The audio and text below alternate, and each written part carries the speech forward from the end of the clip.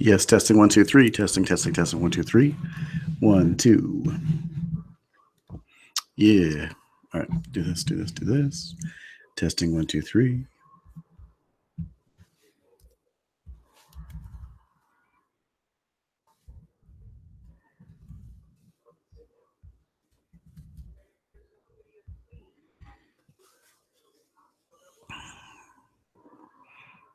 I'm in love with a cocoa. Yo. Yeah. So we're live. Yes, we're live. I'm doing a Google Hangout on air and then recording through Call Note. So everybody can see us now. Everybody can see it. I'm in love with the cocoa. So even though we're not going to need the video part, I thought, why not? No, but what I mean is, like, everybody in the world can watch us right now if we want to. I left it as open. So I left it as open. Oh, is it?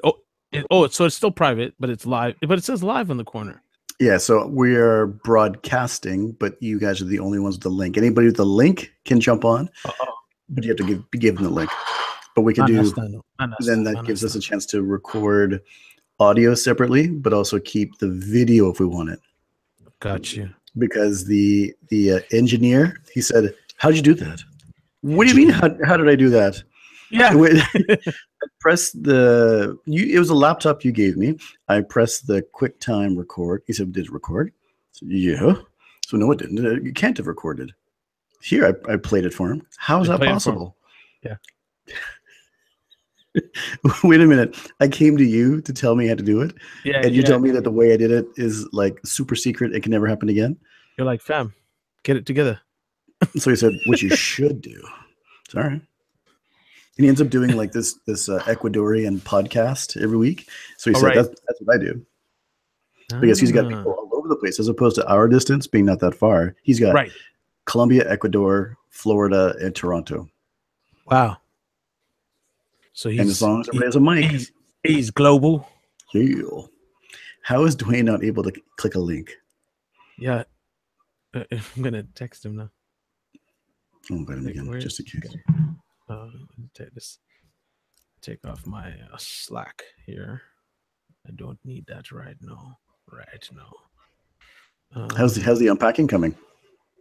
It's good. I'm fine. Like today, I had to. The only little thing that's happened today is that the sewage pipe underneath the house does not. It sounds like it's gonna have some issues in the future for them as owners. Oh no! Because when he snaked I had the water coming up, the sewage coming up through my shower in the basement already. Yeah. So what that is and everything else works fine. But what is actually happening is when he snaked it, there was a bunch of kind of twine and twig type stuff. There's a tree out front, and as you know, it's ceramic, and once it goes through that ceramic, what it does is it just starts to grow through it. Once it catches water, it grows like, I've seen people have this problem before. It grows like weeds. So either it's the city's problem because it's kind of on the city side, or it's my landlord's problem, and they got either way. There's a dig up situation happening somewhere in the not so near future, and my stuff is okay, but because there was a little sewage thing over my older carpet that was downstairs. Thank God I actually had that on the floor. When he was cleaning it up, it was pushing up stuff, and I think it was pushing up stuff there before. It was just like regular water, so I got to get rid of this thing anyways. Not happy about it, but whatever. So cover the cleaning and whatever. It's not a big deal. But no. But that's sewage, like methane and yeah. By the way, Dwayne, do you happen to have a mic? I don't know. I can't. Hey, tell. That looks like you can't see my snowball guy. You're a snowball guy. Wow. You're a winter fresh guy. Yeah, guy. I thought you were going to show up with like there's a version of the Blue Yeti that's all black. I thought you were going to get like the black on black on black. Oh, the black on black on black. I would have, but the Jay-Z black. That's your next one. The expensive one. But Jean could see it. What do you mean it's expensive? You're the same guy once again who was ready to pay $500 to keep the party going. So how much is it? It said 180. Wow. That's about 180. 180. Okay, you know what? I'm gonna when Delfino calls me, I'm gonna fix it. All right. But he's already got. He already has one though. He's good. Are you returning that one? Then Dwayne, keep the receipt. No, keep the receipt. it. I'll return it. You might have a guest over one day, so just. I'll return it. Both of you be on there. Give me money back. Okay, so just quick. So the video is recording, Dwayne. So we did a Google Hangouts on Air from YouTube, so that we can record and have the video. And I downloaded the Call Notes app, so it's recording it automatically whenever a Google Hangouts starts.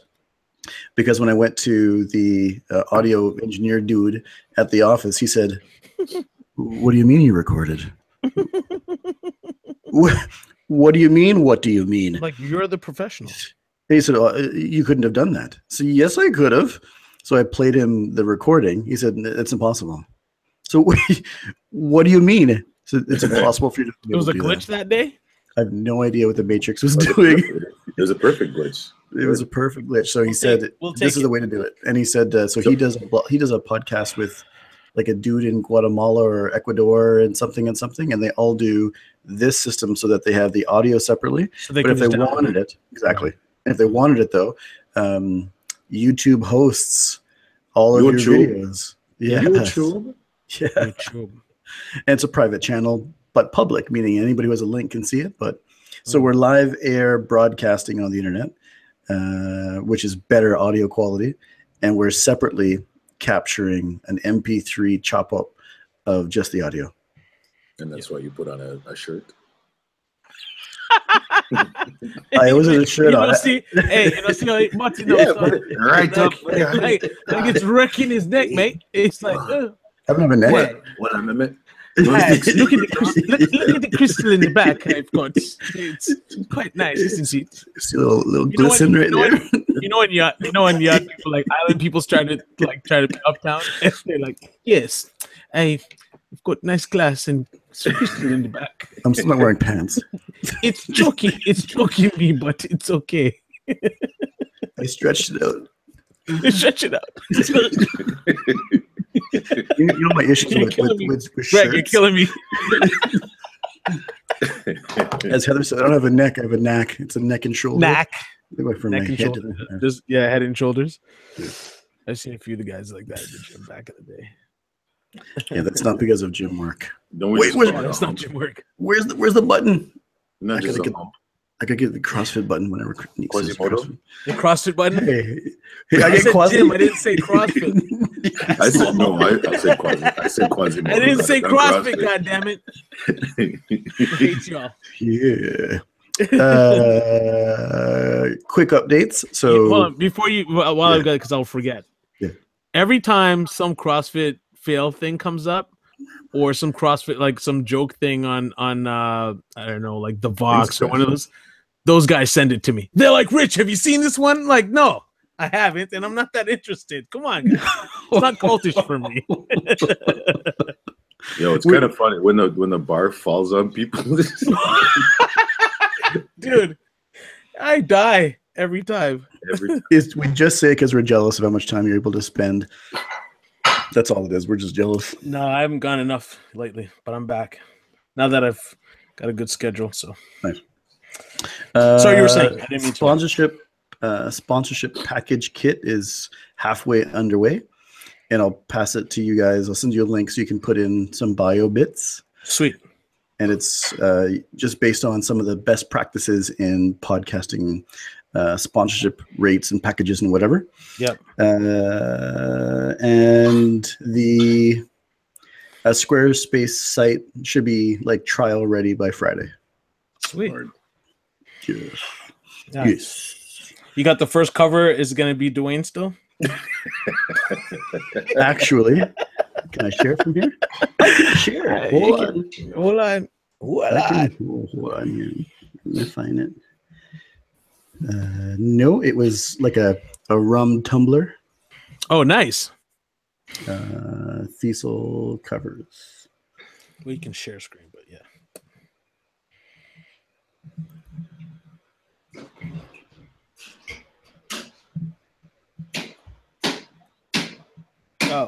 Who you chopping up back there? That's not me. That's Anita pretending like she cooks all. Like she... I'm not even gonna go there. Oh, nice. So I like this was 0. That was pretty good. And if this was 1, it looks like cognac. It's rum, but it's just a placeholder. Rum and cigars, which is the right thing to do. So I see you changed it now. You flipped the script. Thanks, bud. It's just getting going. Anyways, yeah. So anything anything you want to put there is what it is. Yeah. That's good. That's great. I love the graphic. It's easy and very recognizable. Simple, and it's in Keynote, so we can everybody can chop it out. And you can export to images. You can export to PDF, whatever it is. Or it's Keynote. Nice. Okay. Yep. The designer's like, yeah, can you put this and this and this? And a couple of years ago, I just realized, okay, you may want me to be loading all these apps, but you're just going to put it in Keynote, please. And so I can chop it up. And as a result, everything doing now is the lightest weight tool, costs nothing. Yes. And Keynote does what we need. And we all have Keynote. And it's nice how it's a little glisten back here. See it? Wow. So you're a star. Superstar, man. You know, you're extra heavy superstar. In your tight shirt. In your tight up. Hey, you boy, now your tight up shirt. What's tight shirt? Richard? No, Tony's choking himself me. out. Hey, did she say Richard in a tight up shirt? The first thing she said. Don't play yourself, lady. Who's flossing, Richard? I'll give it back to her just a second. So she can't hear. Let me unplug. No, I can still hear. Oh, you can hear through the headphones? Yeah. But next week, you know what's gonna happen if we're doing this. Next week, he's gonna have the open shirt with extra heavy chain. I'm just gonna do a deep V-neck with all my hamburger meat. The deep V-neck, hamburger meat. Absolutely. He's gonna get have his V-necks. The T-bird checking me out. Ask me if I want. Do you want spearmint gum? I don't want spearmint gum. I just assumed it was Snakes with the too tight shirt. Yeah. No, Greg's taking that over. I only do tight t-shirts in the summer, as Bodie calls it, baby gap shirts for Rich Neeks. Yeah. He's like, guy, he's been shopping the baby gap again. You see how Dwayne goes down and buys the real microphone right away? Yes, and put it right in front of him. and just to let us know, complained about it, and then was like, see, I didn't buy it. Yep. And then I was like, oh, I might be able to get some. Yeah, like, Sneaks is gonna work on something, so I can take this back and get my $60. Yep. Sale price. Delfino's coming up next week, so I'll just get him to bring it with him. Yes. Get some headphones too, guy. This is like mono. I'm only. What? Dude, let me get you some headphones. I have like 4 pair here. My Beats are so finished. Oh yeah. After a while, that's are they Beats or like Bleeds? No, they're Beats. No, they're Bleeds. They're bona fide. William was gonna buy you new Beats. I said no. It's too much. Yeah. My kids had them for a while, and I wore them every day for they just they got their good. I got my money's worth out of it. You got your money's worth out of it for sure. All good for sure. Everybody in the house got a turn off of it, so it's all good. Everybody, man. And I think the microphone's more important than the headset, anyways. So it doesn't. Yeah. So I want to try something here. Does music? Can you guys actually hear music? I can hear it. Yeah. Hey, you girl. Oh, no. Hey, you Greg in that tight up shirt. I cannot do it. Hey, you boy in that tight up shirt. Sorry. Oh God, no. Greg, stop. Oh no. Oh no. Oh no. It doesn't have the same effect in your 40s, eh?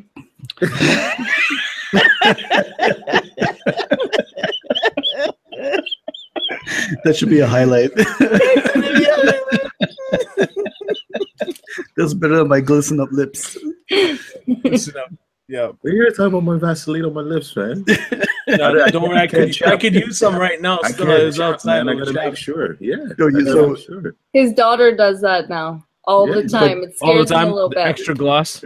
But because you answered from your phone, the only thing you can see were your lips like this, and it was all glistening.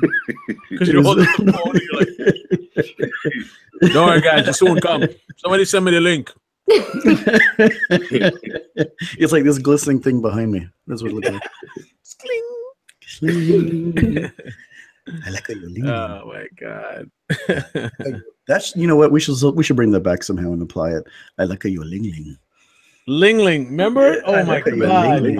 Oh, that girl still works. You know, at somebody Winners. I used need a that. picture. I saw that for an actual. Are you serious? Somebody uses a campaign or an ad type thing. I was like, man, that was recently. That was like a year, 2 years ago. I'm like, man, we were way ahead of that. I have to find that. They stole it from us. Remember Sing Sing Lou at Winners? Yes. That was her name, Sing Sing Lou.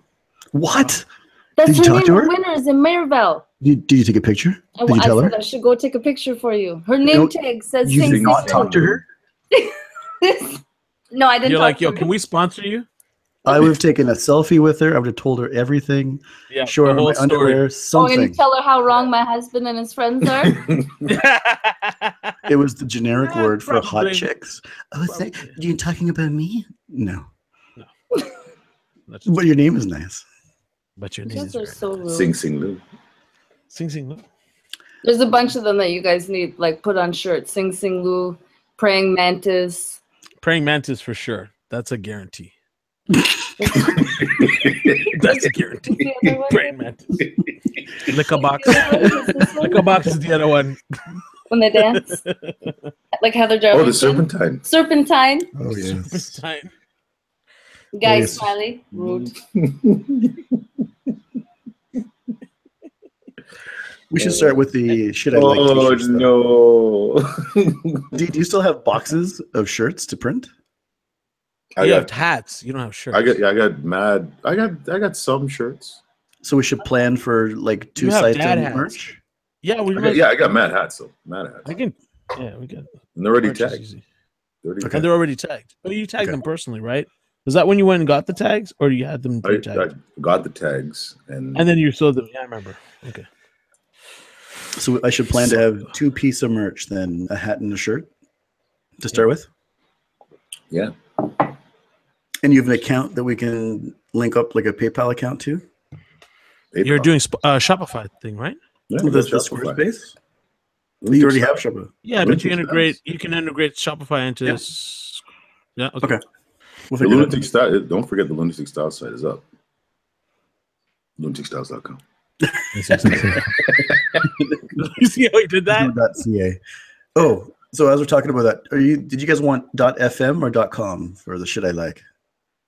I like .fm. I think that's dope. And I think it's different. And everybody else is using .com. Who knows what else?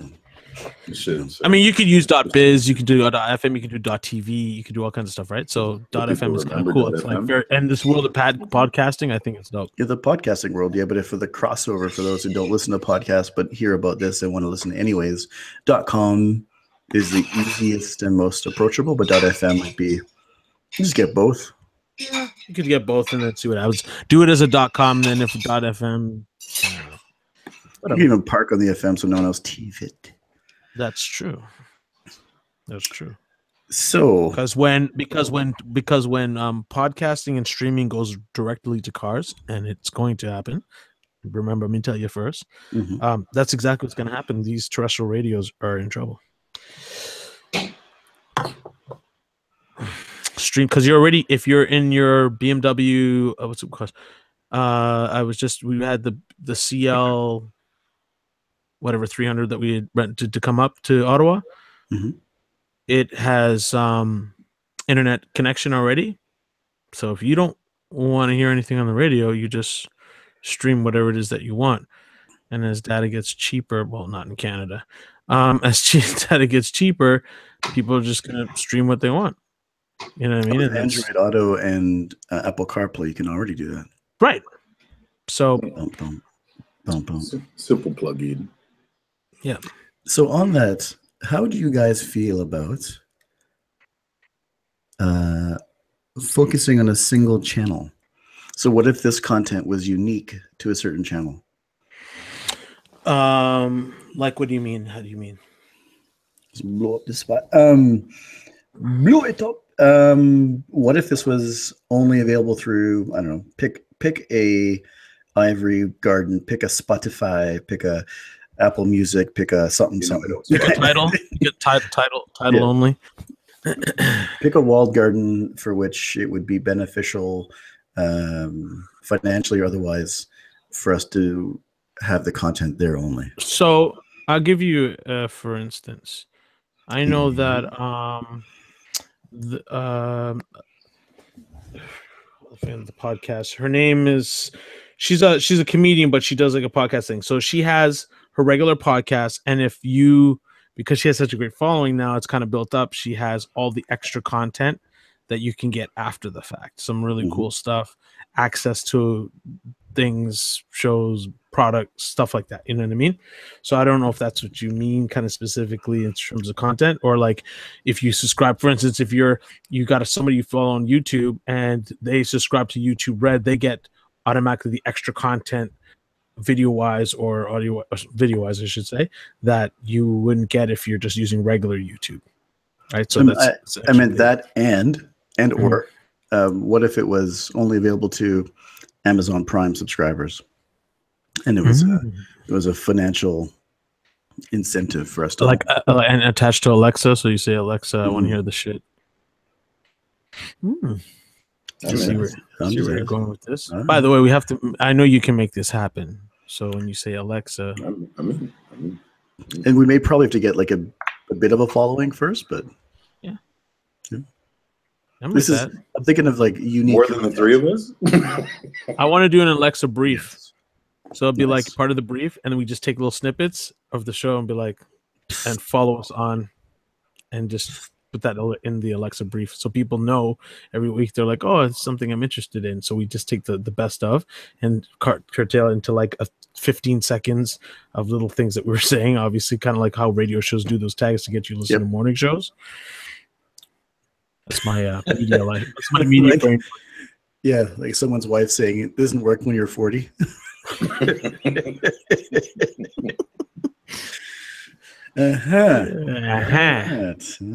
So make we talk about rum. Yes. I should go upstairs and get myself a glass of rum. I didn't bring the other rum with me because I was like, and the good thing I didn't, because man, you had like I'm pretty sure I counted 20 bottles of rum. I'm almost sure there was 20. That was the empties. That's what I mean, bro. Like I looked underneath before I left when the lights came on. We were trying to grab food to go, or those boys were getting food to go. And I looked on the floor, and I remember I brought the 8-year-old whatever, and I saw like 8 more, and then I saw the full boxes, and they were full and empty. Yeah. That's the Rumble guy. That's what I'm trying to tell you. Yo, everybody that comes the first time they come, they're like, yo, they're shocked. I mean, it's been a while since I've seen. It just seems more. I'm just like, I remember it being like, okay, there's like 8 bottles, and there was like a bowl of punch, and then you filled it up a little bit more after. It just felt epic, man. Like it just felt like there were so many bottles on the floor. It wasn't like they were closed. They were. But don't forget there were 2 rum punch bowls. Oh yeah. Because Lighty was like, "Hey, this is easy. This one here, easy." Lighty was like, Lighty was controlling the whole pour, and he was explaining to people the difference between the two. Yeah. And he was looking people dead in the eye and be like, "Be careful with this one." Did he say that? He was just telling all the ladies. He was like, the guys he wasn't so much. But the ladies just looking in the face. He goes, "Yo, be careful with this one." It was that used to be my job. When you're not here. Yeah, Tony, it was your job. He took your job, bro. Yeah. He took your kitchen job. It's just how it is, man. Because your older brother think he has cuts. We doesn't make nothing but like. No, there was no bitters or anything like that. There's no bitters. It's the cut up fruit. And yeah. I had my little my one big glass in honor. Yeah. There's ginger ale, some mashed up raspberries, some nutmeg. We had it. I need to put some grapes in the freezer. Oh yeah, you froze the grapes, did it? And then put them in like the first couple punches, and then you eat the grape. What? You're like this. With strawberries overnight. Did she soak the grapes in rum and then freeze them? I don't think she pre-soaked them. But I guess they wouldn't freeze if you did that. Actually, that's stupid. No, they would. Yeah. But Giggs does one where he pre-soaks his strawberries, and he puts them in this punch, and you eat one of those things and you're so lit for like 10 minutes, and it's a 100 proof rum, like JA rum. I can't work with that. I'm too young for those things. Yo, Sneaks, remember that 151 that they released? Dude, I'm gonna give you a story. They released that 151, and I was at a party with Cardinal Michelle. It was this Nike thing, and J Money. And you know me, I don't really drink. But Cardinal kept saying to the guy, yo, where the 151 at? He brought it out, and the party went from this to like... That stuff is insane. They only had it on the shelf for like 2 weeks, and then they had to pull the thing. It was like... Does anybody still have a bottle? Eh? Does anybody still have a bottle? Still have the bottle? Still have a bottle. Oh no! I used to see that in stores. I'm like, nah, thanks. It's and that was the Bacardi 151. The Bacardi 151, yeah, because he had Ray and Nephew there with him. I guess these guys, whoever the distributors who were doing the party, had the Ray and Nephew and then the 151 under the table because they were like, we're not supposed to serve. Like, yeah, but you brought it. so Car's like, yo. Come on. Yeah. And by that time, me and J Money had a few, and that was the first time I walked home where I felt like somebody might have to carry me. and I was the whole time I kept saying to J Money, money is the root of all evil. This is your fault. Money is the root of all evil. Yeah, that 151. I don't even know what that is. Car fuel? I don't even think we broke out the whites this year. You what? I don't think we broke out the whites this year. I didn't see any whites. What did you have? You had Cuban. We had Cuban. We had Dominican. We had there was Mountain Gay. There was I got a Hawaiian ball, but I didn't bust that. Hawaiian. Wow. Yeah. There's lots of Cuba. I'd have to look through the bottles, man. Well, they're Canadians coming. There's lots of Cuba. It's like $8 down there, bro. Like I bought last time when we went. It's just, I'll take 8 of those. It was good. What did I bring? I brought the 8-year-old Eldorado. Yeah, there was lots of that Eldorado was like buckle after buckle after buckle. It's good. I bought the 20-year-old in Vegas because it's super cheap there. I'm surprised people aren't super alcoholics out there. The alcohol is so cheap in Vegas. I couldn't believe it. But it's a really good rum. Mm-hmm. 15 year, not the 8 year, not the 20 year, the 15 year is the one I had. When people come over and they're saying, what would I sip? And if I'm not a real rum drinker, but I want to try it out, Flor de Caña, the one in a black square bottle. Yeah. From like Nicaragua or something. Right. Yeah. A little bit sweeter, not super, super strong. Something they can sip on and kind of intro. Mm-hmm. I don't think I've ever drank that before. Yeah, you did. It was in the mix? Oh, yeah. No, but I mean, I need to actually taste it by itself, bro. Like, come on. I'm just saying, you drank it. I did have the punch, but I didn't have that specific. All right. That's ridiculous. I feel bad that the whites didn't come out. You know, that's there was no whites this year. Zero. But it would have. The party was already live, man. It was already live. I mean, people. Like, I got in there. You got your own MC, guy? and the place, like, Kane was already doing work, and I was like, and he was like, they don't know. Like, he goes, I might play some like stuff they know, and I'm like, no, play exactly what you're playing. Let's do what we do best. Let's lead this whole thing into wherever it's gonna go. And then we just put the fuel on, and then the alcohol was going, and this guy was dancing all over the place. But there's supposed to be one point where you give someone a drink and you do this. And have a sip and nice. Yeah. And that's what that was the 2 punches, right? So one's that, and the other punch was the this is gonna knock me out if I'm not careful punch. I did not take that punch. Did not. I'm sure Dwayne partaked. Oh yeah, I was not having any piece of that. It was live, man. It was live. And so, what do you guys drink now? Do any of you guys have rum at home that you keep that standard?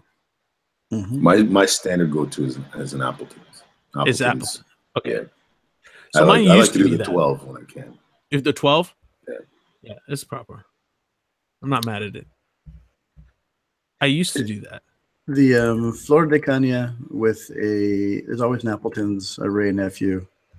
The Ray Nephew. The Ray Nephew's always sitting in the closet. Like always. if you have access, and because like family people come over and they're like, you want to feel like you're, culturally in the mix. You know what I mean? And then when people hear that you like rum, then and if you hear that you like rum and drink rum, then they feel obligated to like get different types of rum. And one of my friends is a pilot for Air Canada. Oh, and wherever he's coming from somewhere, he notices, Chinese rum. Chinese rum. No matter where he is, he gets a little bottle. That's and then someone brought like a small batch Bacardi Flight. So like small artisan bottles. Of different types of small batch Bacardis. So I've got a set of things that you can tell people purchased for me. I would have never bought something looking like that because it's a rotation. This is the one that I just so when I was in Vegas, I was sipping a little bit more than usual. And I was having Pyrite, P-Y-R-E. Oh, P-Y-R-A-T? Yeah. I thought that was like for posers? No, man. No? That top end stuff is pretty damn good. Although now it's the poser's choice for like over the last couple of years, but I've been drinking that for a minute. And the poser one, that's the super poser, but I love it. I didn't think I would, is that Sailor Jerry. Oh, really? Yeah. I think the taste is fantastic. That's the lick. I think it's one of the best tasting. Like if you, remember we were just talking about introducing somebody to a rum? Yep. If you want to keep it easy and put on a little 2 pieces of ice and just dash that to give them a little small taste, that's a good introduction to some rum. Then you can get a little bit deeper, like without frightening them from, oh my God, this is too strong and I don't like the taste. It just has a nice flavor to it. Is it the spice one? Yeah. Yeah, it's a dark rum. It's a spice rum. Yeah. Okay. It's probably got a little bit more sugar content, and you can just tell. Like, am I wrong, Dwayne? Like that it's a little sweeter. It's definitely a high sugar content. Yeah, for sure. What's your take on spice rum, though? Like, are you talking like Captain Morgan spice rum and all that? No, just spice rum in general, like as a category. Spice rum. I'll open by saying it's shit. I mean, I'll drink it if someone gives. I'm not mad at it, but it's not the choice. If you're drinking a rum and Coke. Yeah, and I don't drink rum and Coke ever anymore. Like, it's too much sugar. Like, that's sugar on top of sugar. Like, I don't get a good feeling when I have rum and Coke. I can't do it. So with a spice rum, I'm not going to put it on ice and sit there and sip it. Sip it. It's like it feels like a drink we'd have when we were back in school or younger people. Yeah. And the next one I've been drinking a lot of is Brugal. That Dominican one that's in a white bottle. It has like a mesh something on the outside. Yeah. Right. Not expensive. It can keep up with the Appletons and drinks well. But I'm not like putting in a sniffer and like, aroma. I'm not going that far, but does it taste good? Can you put it on ice? Can you drink it without Coke? And can you give it to somebody and say, wow, I didn't know. Because I've got a lot of Scotch drinkers in the house because Heather's family are Scottish. I'm just kind of getting into whiskey. Those guys here in Toronto, all of a sudden, everybody's into whiskey. They're going to Scotland to drink Scotch and whiskey. I'm just learning. I don't know anything about it. Yeah, I was taught how to drink it properly. It still tastes like iodine. I just go back to my rum. And Greg, do you want some Scotch? And it's just wasted on me. Just instead, I'd rather just give you some rum. I'll go get my own. I happen to have some. Yeah, exactly. Pull some out. Well, we lost Dwayne's video gone. D. Oh, we lost him, I think. You went to go get something, maybe? I went to go something. When he comes back, I was reading this thing on liquor.com about the top 30 rums. Oh, yeah? They're interesting. A bunch of them that I've never heard of. Do you think those are the top 30 from like advertising placement or top 30 from taste? I'm going to say there's some really interesting ones in here that are, it's under $30. All right. So again, if somebody doesn't want to spend like a ton of money on rum and want to have something somewhat decent, and they're pretty much what we're talking about is what's there. So Dwayne, I was just saying to Greg that I found this thing on liquor.com that I had subscribed to about, you know, events and hosting and entertaining with liquor. So I'm every once in a while. So when you guys mentioned the rum, I remember I had saved this top best rums under $30. Mm-hmm. And Appleton Estate Signature Blend, $21 is on that list. Bacardi Ocho is on that list for $25. So there's a bunch of stuff that I've never heard of. So I don't know. Brugal Extra Vijo is one of my favorite Dominican rums. I've never had that Dominican rum. Yeah, it's good. To be honest. Maybe my top 5. That would be in the top 5 for sure. The under $30 bottles. Yeah. Am I saying this right? The Jourquis Blanc. It's $28. I don't know if you've ever seen this before. I've never seen this. Oops, sorry. Let me see if the. Oh shit! Okay, I have to go get a bottle of rum then. I have to show you one. Are we getting the bottles? No wearing pants, huh? Hey man, I don't want to. We're getting the bottles. Do I have to give you my 21? You might have to get the 21. The El Dorado 3. So I brought you the 8. Probably still sitting under there. I don't think anybody cracked that. No. We set some aside. See, make it age. Let's sit for a while.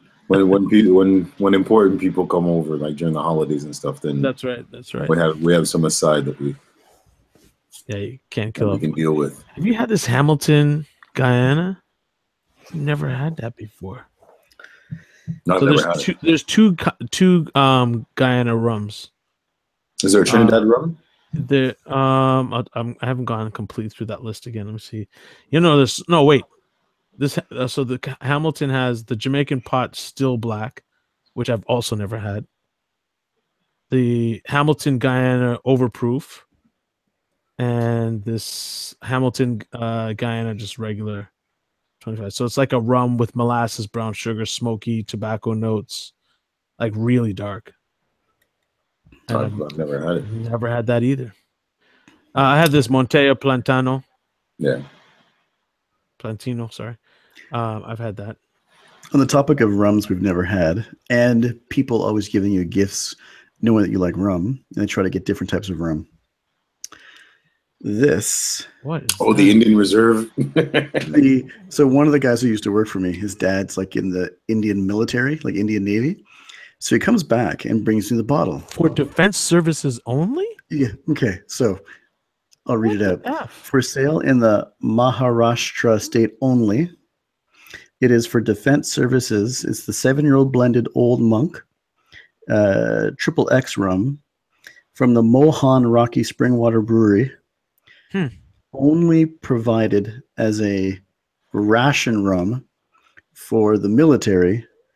Not allowed for sale outside of the country, and like the taxes and duty thing is scratched out with someone's keys. Yeah. Oh God. And so he gave it to me. He said, "Okay, what my dad said was this is what they drink," and he simply said, "Don't drink a lot of it." Okay. So what do you mean? Wow. And he said, "Because people have gone blind." Wow. It's like a moonshine thing. He says, "What's that?" That's where you like some guy in a corner makes his own rum. And he said, "Well, can that be used as fuel?" I said, "I don't know." He said, "This can." Oh Jesus! So I've yet to crack it because, like, actually for real, yeah. like anybody who tells me it can be used for fuel, that's a sign to put it down. Or not drink too much of it.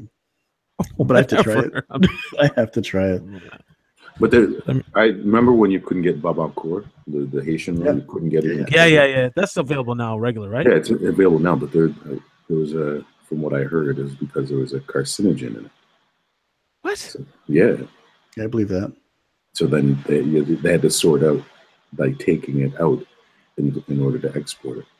Safely. That's why if you have KFC outside of North America, you're going to say it tastes like the old KFC because the oil had some carcinogen in it that they can't use in North America.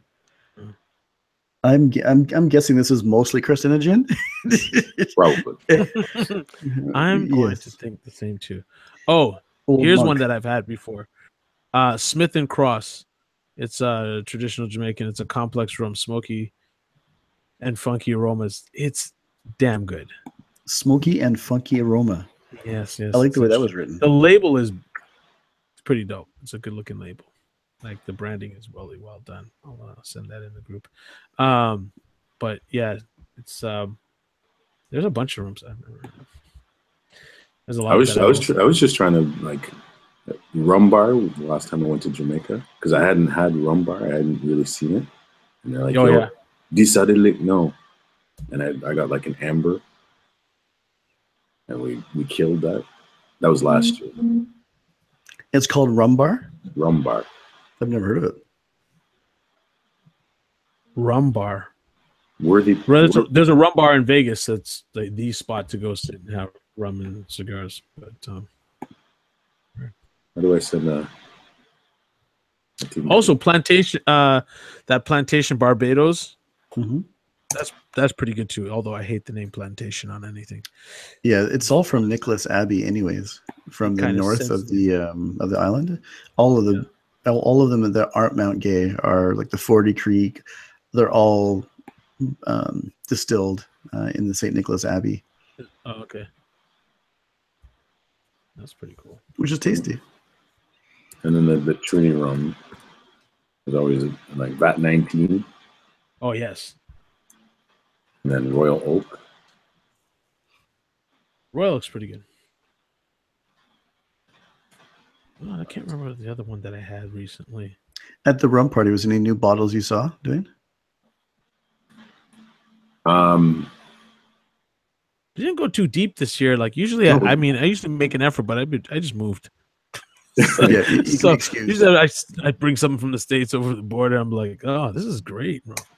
I didn't have that. This year there was nothing new.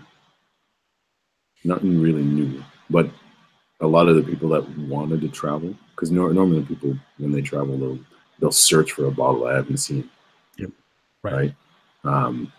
But because we've seen so many different bottles, now it's like, give me 2 years when I go to this place, and then I'll come back with something. Right. But now the move's to bitters. As opposed to just having Angostura, having all the different types of bitters to go with the drink that you're pouring. Yeah. So now, while I have maybe 3 or 4 bottles that I haven't had before because people brought them for me, I've got maybe 8 different types of bitters. Oh, wow. It's not just me. Me and your bitters. Your bitters. It's a movement. It's a movement. It's a movement for the artisanal bitter makers. Are you gonna have a man bun too while you're at it, or I can't grow that much hair down there. Nope, no man bun. But I'll try some bitters. So when someone comes over and says, "Can you make me an old fashioned or make me a something?" and I said, "Do you want like a dirty mongrel?" What's that? I just make some. So like some. You just make. It's an ombre. No, so you have the. So they went out and got bitters, but also got the like rum soaked or bourbon soaked orange slices or kumquats. Yeah, this guy. Because all it is like liquor, like an ice cube, if any, and a piece of fruit, and some bitters. And some bitters. So it all has to taste good. Yeah. Greg always takes it too far, man. Yeah. But that's the old fashioned. So it's taken the idea of like a classic drink like the old fashioned.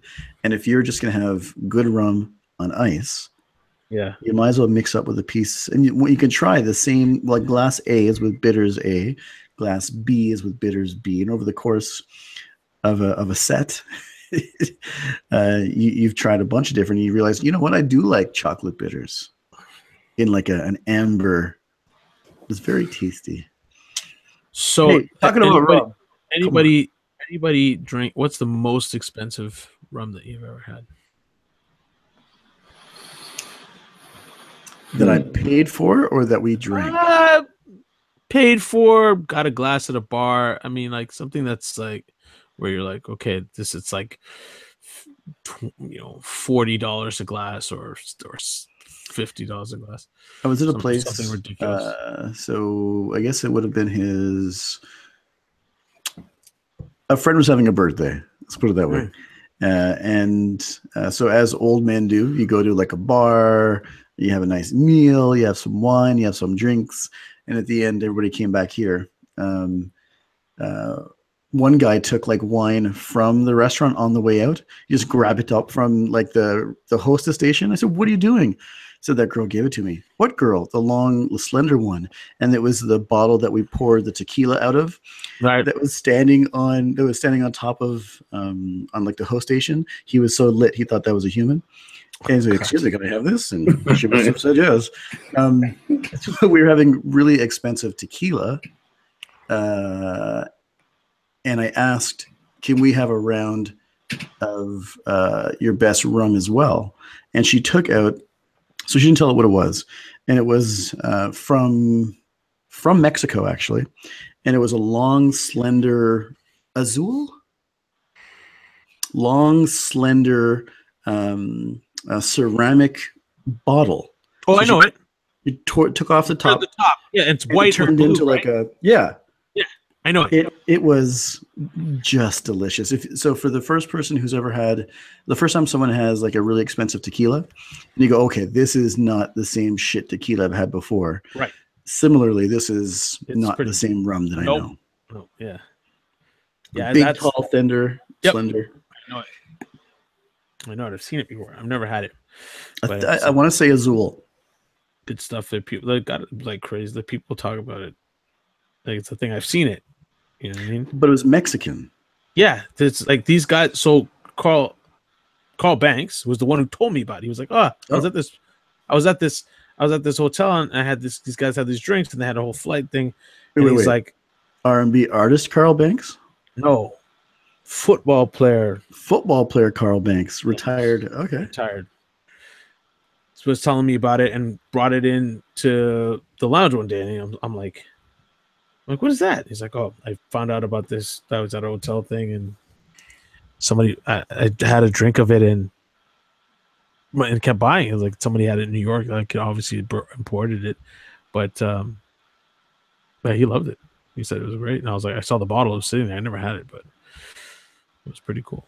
Okay, so I looked it up. The bottle is Azul, but that is for the tequila, not for the rum. So there is some sister to that one. But it's Swedish rum. Sweetish tasting. It's like it's very smooth, right? Like it's got a nice, very smooth. Yeah, right. It's a white that is as smooth as a dark from a complexity perspective. But it just tastes like love. Yo, there is a Diplomatico ambassador for $219 US. Anyway, so that was my answer to the question. I forgot the name. It was by the same company that makes the Azul. Yeah, that was mine. What about you, D? What was the most expensive? What was it called? I'm looking at rum by country. I'm in Mexico. Mexico. Los Valientes. Añejo. Las Valientes. It's especial. It's 20 year. It's a 20-year rum. Wow. Man, she's probably. Why not? I do not know. Let me send that link. Is that the one that you tried, or is it the one that we're talking about? The most expensive I've had is that Mount Gay 1703. That wasn't good. By the way. That was good. How would that rank? The ones you've had? Like for the price, you're like, it's a blend of like a 10-year and a 30-year rum, so it gives this kind of weird flavor of a spice and then dried fruit, like a fruit. Mm-hmm. It's an interesting for the blend. So I don't know, whoever must have been sitting on that kind of blend for a minute. It must have taken them a while, because it's a very interesting blend to take a 10-year and a 30-year and kind of blend it together like that. But that sounds blasphemous. That sounds you're wasting the 30-year. Okay, so you know what? For me, liquor is like coffee for me. You can take certain beans from certain regions and put them together and come up with a great combination, right? And if it's aged properly, then who cares? I mean, it should taste good. What are you gonna care where it came from? As long as it's smooth, as long as it tastes it's good, proper, it's good. This guy's talking about blasphemous. You're like white people should stay with white people and black people should stay with black people. They shouldn't mix. And my beans can't be mixed. I can't say that. I don't like my beans to be mixed. But if the 30, no, but I understand what you're saying. Costs like $30, and the 10-year costs like $10. That's what I mean. I know what you mean. Like the 10, like to mix a 10-year-old and then take a 30-year-old that's been aging for 30 and mix it with a 10 just seems wrong. It seems wrong. But the taste and the flavor is great. And it's a common practice, right? It's not. I'm sure it's very common. All the special blends that you'll see special blend, like Appleton has all of those signature special blends. Right. They're just mixing vintages. Right. In the cask. But do you think they're mixing like 30-year-old and 10, or are they mixing a 10-year-old and aging it in a 30-year-old? Maybe a small amount of the 10. Who really wants to pay $100 some odd for something, and then you find out that it's got a majority of its 10 with a splash of 30. Right, so my next target. So I have my Appleton's 21, which is that's good. So I bought that model. That's about what 100. It was 145 US. Yeah. In Jamaica. Yeah, it's 130 US. My next target is the Appleton Estate Joy. So their master blender, Joy Spence. Yeah. On her 20th anniversary, she made a specific type of rum, and it says 199 in pounds from euros. Oof. So it's not cheap. So that's my target. That's my next target. That's next year. Tell you what, we'll all put together and give you one, yeah? If you can find it, yeah. If you can find it, yeah. That's the whole thing about like some of these blends. Yeah. And Appleton's they have so many like different. Oh God, there's so many blends. They're just infinite now. It almost seems like too much, though. It's never too much. Maybe because I don't like it to be likened to like there's every wine in the world with every different flavor that tastes different with different things you eat. But I'm like, and when we're balling, I'm getting a 50. Ha! There's 800 bottles that were made. 800? Yeah. That's it? Yeah. Find it at the bottom of a ship somewhere in the Caribbean. It was like, we found it. Or on Kijiji. On Kijiji. Yeah, you drink that Kijiji stuff. The seal hasn't been broken. They're like authenticity. It was handwritten. Yeah, you're like, but the label seems to be falling off. Yeah, it's the right thing. Yeah, it's fine. Don't worry about that. Don't worry about that. Anyway, the 50 is going for $5,000. I'm gonna find a Kijiji. Got to be more careful. I'm gonna get it for $25 on Kijiji. $25. See, that reminds me. So this will make me look bad, but the idea of like having something open and filling it with something else and closing it back up and knowing that stupid people don't look and they just buy it anyways. Right. One of the years I worked at a gas station. Oh, good.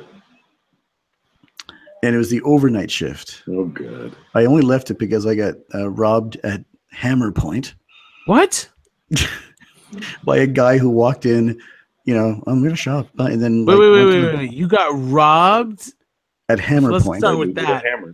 With a hammer. Yeah. So a guy walks in, goes to the back as if he's buying something, and I could see him from like the back of the store putting on his mask. Oh, you're like, oh, here we go. The hammer. You can take whatever you want. Yep. And it was raining, so the police came, and they thought, you know, maybe I was in on it, and then they had the dogs trying to find the guy, and then I bumped into him years later. Anyways, he was like 4'3" and held me at Hammer Point, but I didn't care. Anyways, yeah. So I'd go and I'd eat, or I'd use the Armor All on the car, right?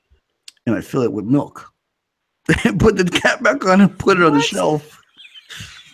Put the cap back on, hoping it gets more thick over time. Or you eat like you go and like get Pringles and you eat it out, and then you just close the cap on. So someone picks it up, and they wonder why it's so light, but they've already purchased it. Anything that could be opened, you can take it and then fill a piece in it. I used to do that. Oh boy! And Keith would come in like lick those. You remember those black chocolate covered marshmallow bars? Oh yeah, at the front cash. Yeah, so Keith was so upset because people would just walk in front of him, pick it up, put it in their mouth, and say, "How much is this?" And it's like not covered. It's not individually wrapped. It's just sitting right there. Anybody could have blew their nose on it, whatever. So he licked them. He picked them up one by one, and I'd get piss coffee because this guy came in, like taxi guys, and said, "Hey, do you have the coffee's not fresh? I'm gonna complain." So, I'm gonna make fucking fresh coffee from now on. So I'd make piss coffee, but remember the difference was the one with the red handle. I didn't piss in it. So then, if this has gone so left. Holy there goes the sponsorship, man. There goes the sponsorship money. I did say I wouldn't come. So, Craig, let's talk about this episode that you had at us.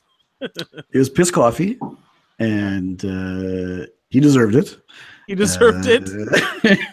And he did say it. You know what? Thank you very much for making sure the coffee was fresh. It tastes good. I worked hard on it. Oh my God. Yeah, so I got held up at Hammer Point. I just gave the guy whatever money was in the thing. He just ran out, and it was almost comical. Wow, Hammer Point. Yeah, he just took a hammer out of his bag. I've been dodging bullets my whole entertainment career. This guy gets held up with a damn hammer. Yeah. Why would you put on the mask like after you've walked in? Yeah, after the camera looked at you. Like face. And it's a the small little gas stations where like it's a little bit more than buying a pack of cigarettes and a drink. It's not that big. Yeah. 2 aisles, and there's like a bunch of mirrors. How can't I see what you're doing? Yeah. What is this guy doing? Anyways, put your hands up. And you're like the only dude. Give me. I should have offered him like one of his marshmallows. Give me all your money. She took that too. Offer some coffee. Give him some Armor All. You get some Armor All on it. Everything. By the time you drink that and drop dead on the floor with a cash in your mind.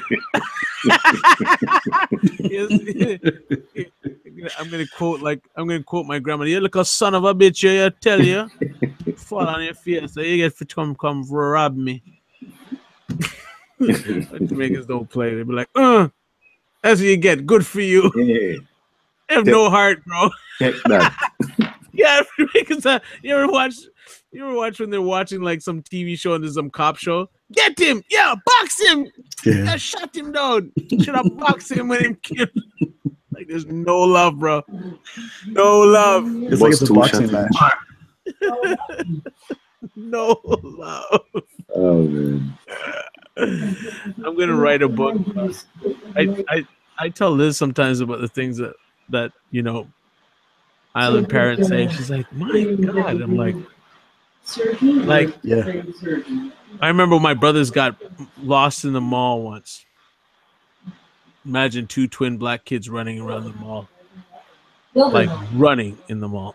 Somehow they turned the corner. We couldn't run. And then they just happened to turn down the right. I think it was like the desk people must have found them. Anyways, I just remember my mom going into this tirade. And if they would have kidnapped you, and they find you, would have just dropping on one little box and not pay no money and dig the hole myself. Putting it 6 feet deep.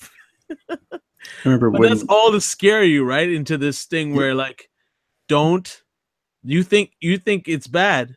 Wait till somebody comes and takes you. It's gonna be bad, right? And there's this fear of, okay, I shouldn't do that again. But they would put some story together just to edge that fear into you. Like they wouldn't care, but they care. That's why they're yelling at you. Oh my God! I brought Heather over to mom's one time. This is early in the relationship. Yeah, and she was surprised to hear the mom liked wrestling. Oh yeah, of course, right. But I told her like, her favorite was like Leon Spinks back in the day. Lick him, Leon! Lick him!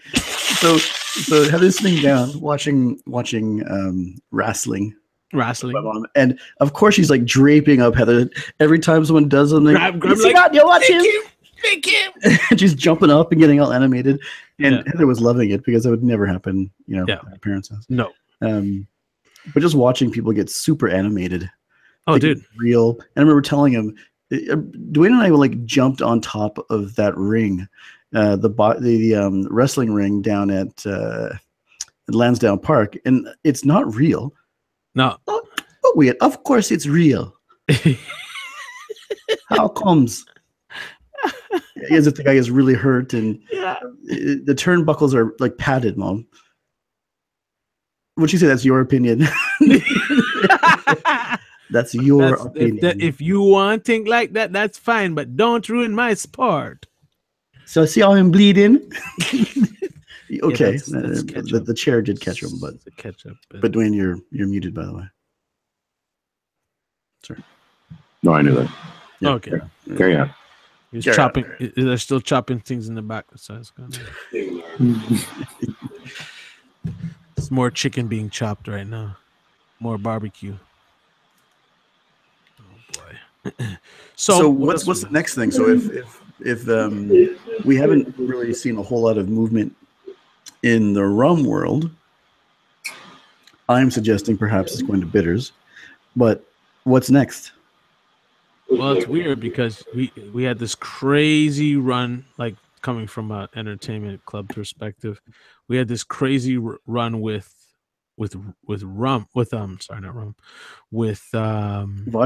vodka, like crazy run, like longer than I expected, to be honest. And then they must have got together at that meeting that they do in Switzerland and said, "Hey, whiskey's the thing.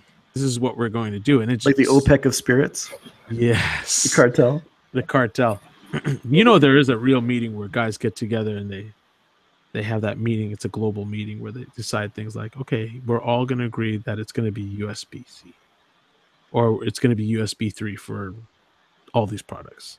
And they all decide that whatever, there's going to be a certain standard. It's a super secret meeting. It's not super secret, but you have to be invite only. So all the guys from Pepsi and Google and I'll send you the link. It's pretty interesting. They did this whole thing on a monocle.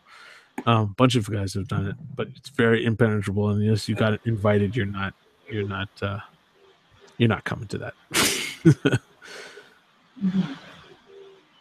But yes, I do believe that those guys have got together, the whiskey guys, and we're like, well, we can't just keep letting our whiskeys go down. These vodka guys have had the reign for way too long. So it started with tequila, right? With tequila, then vodka. Well, tequila had such a bad name, right? And the problem was that people were just drinking bad tequila. Yep. And I was listen, I'm guilty.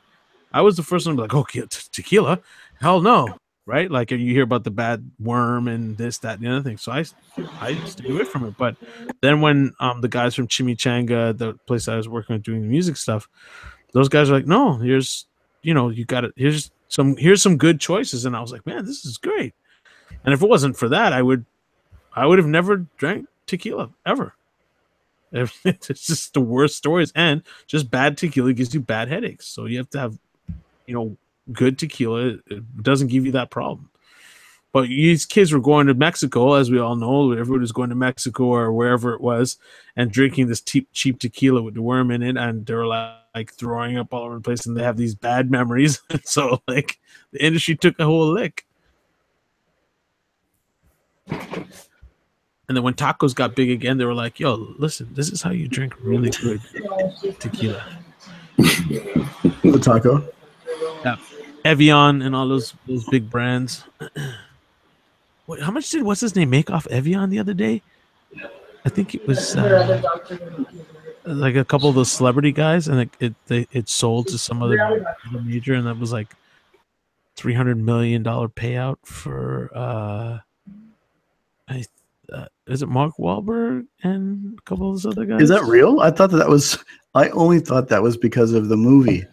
No. I know that was fake, but no. But I'll look it up now. There was a deal that happened. I don't remember if it's Evian, but it's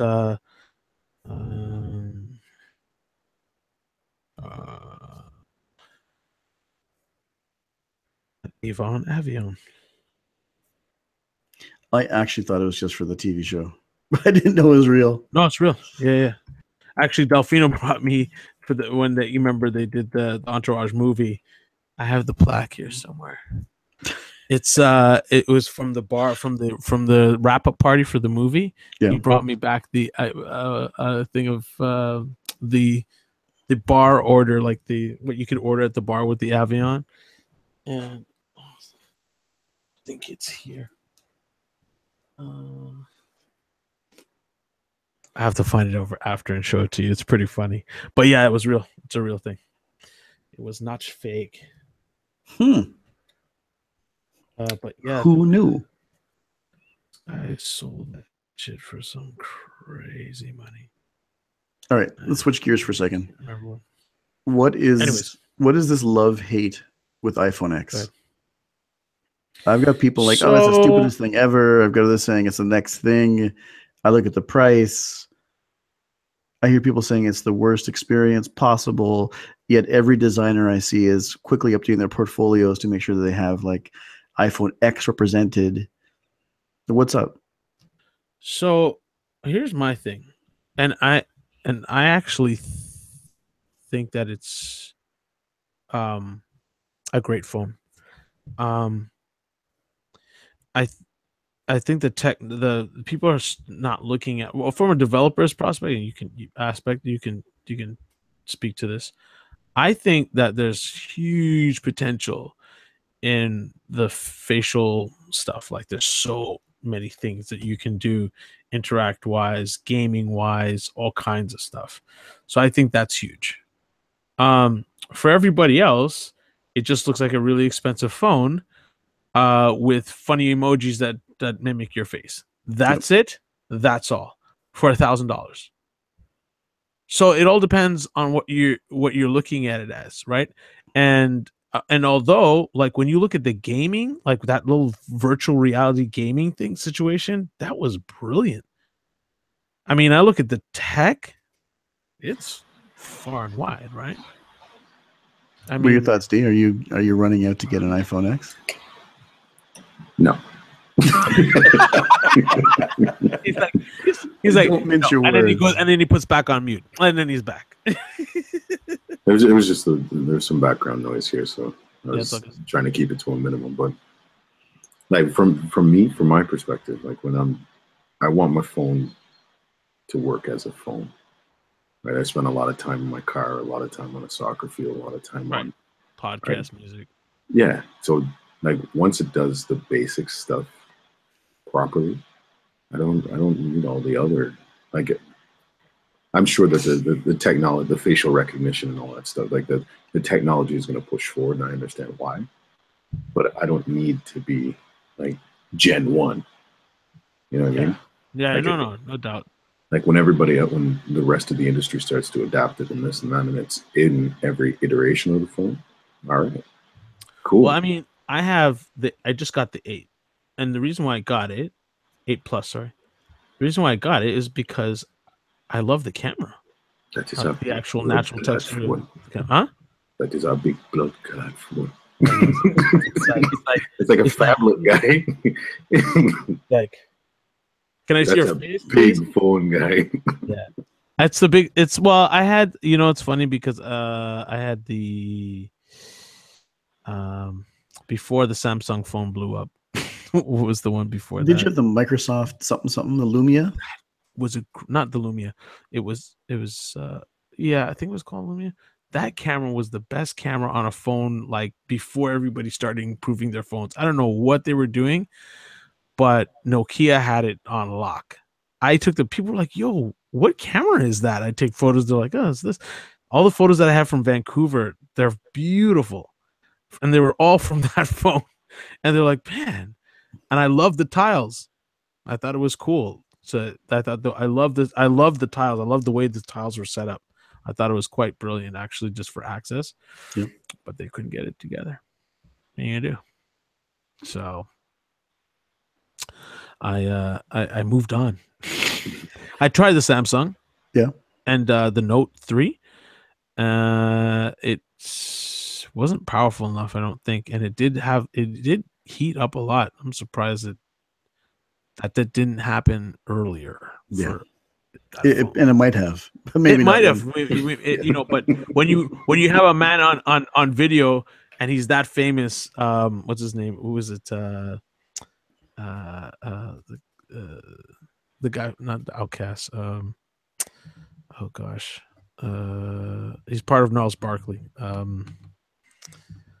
What, CeeLo?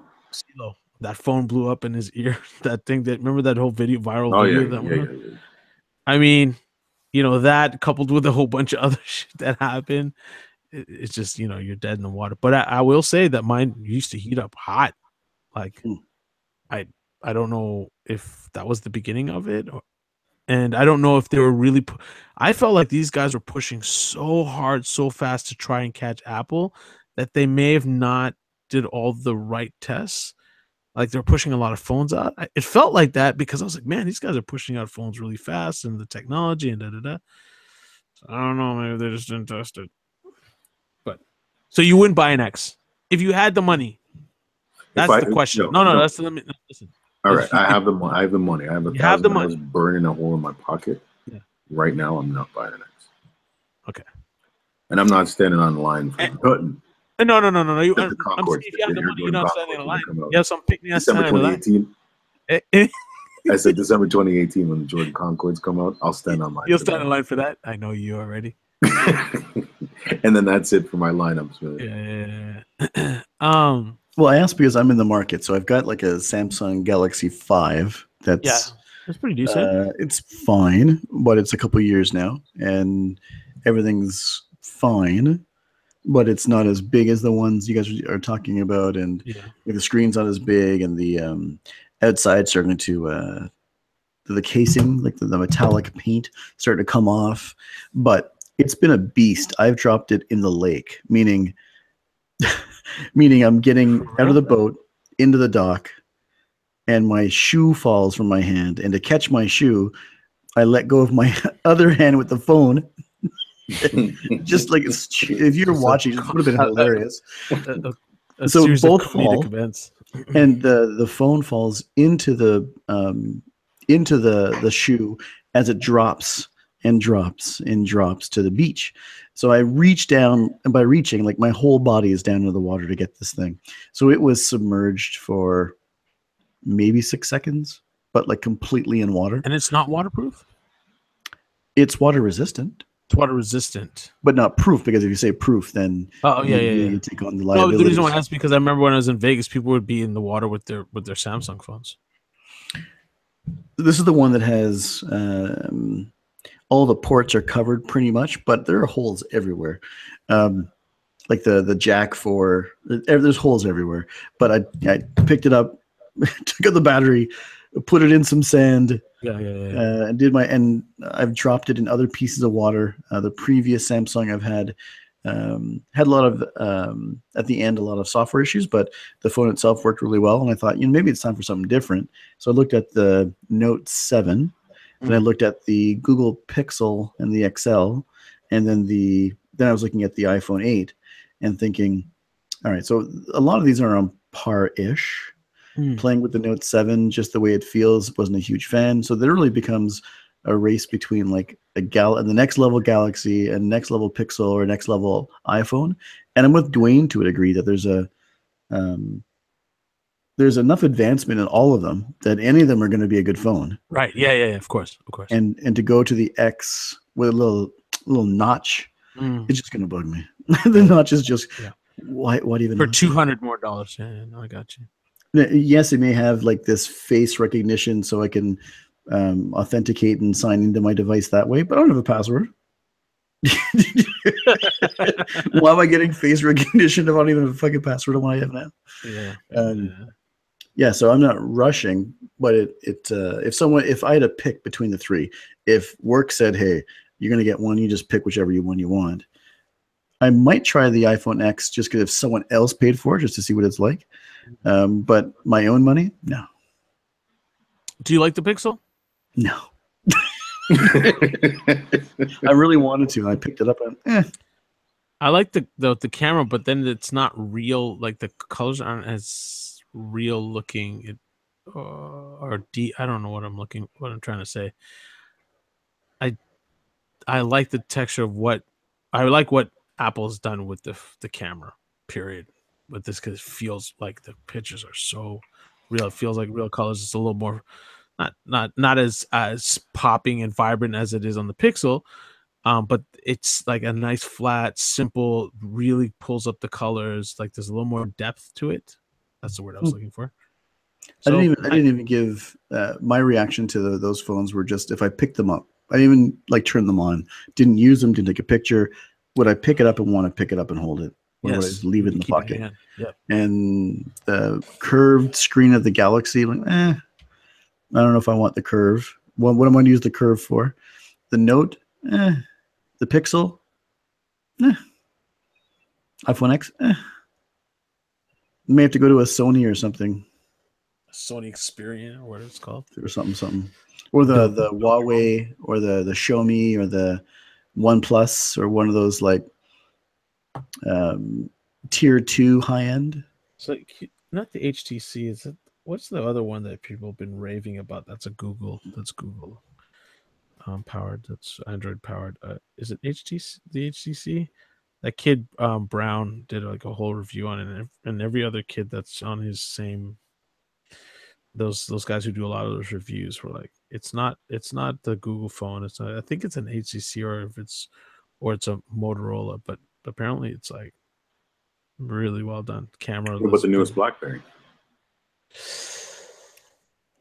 I'm not mad at the newest BlackBerry, to be honest, but the battery is having issues too. Damn. If it's not one thing, it's another. But let me tell you something, and I'll stand by this. The best keyboard I've ever used is BlackBerry. By far. And even when they were doing when Greg had told me about he's like wait till you try, when it reads like the words, like it would come up. I've never had a problem where it was already reading everything before I could get to it.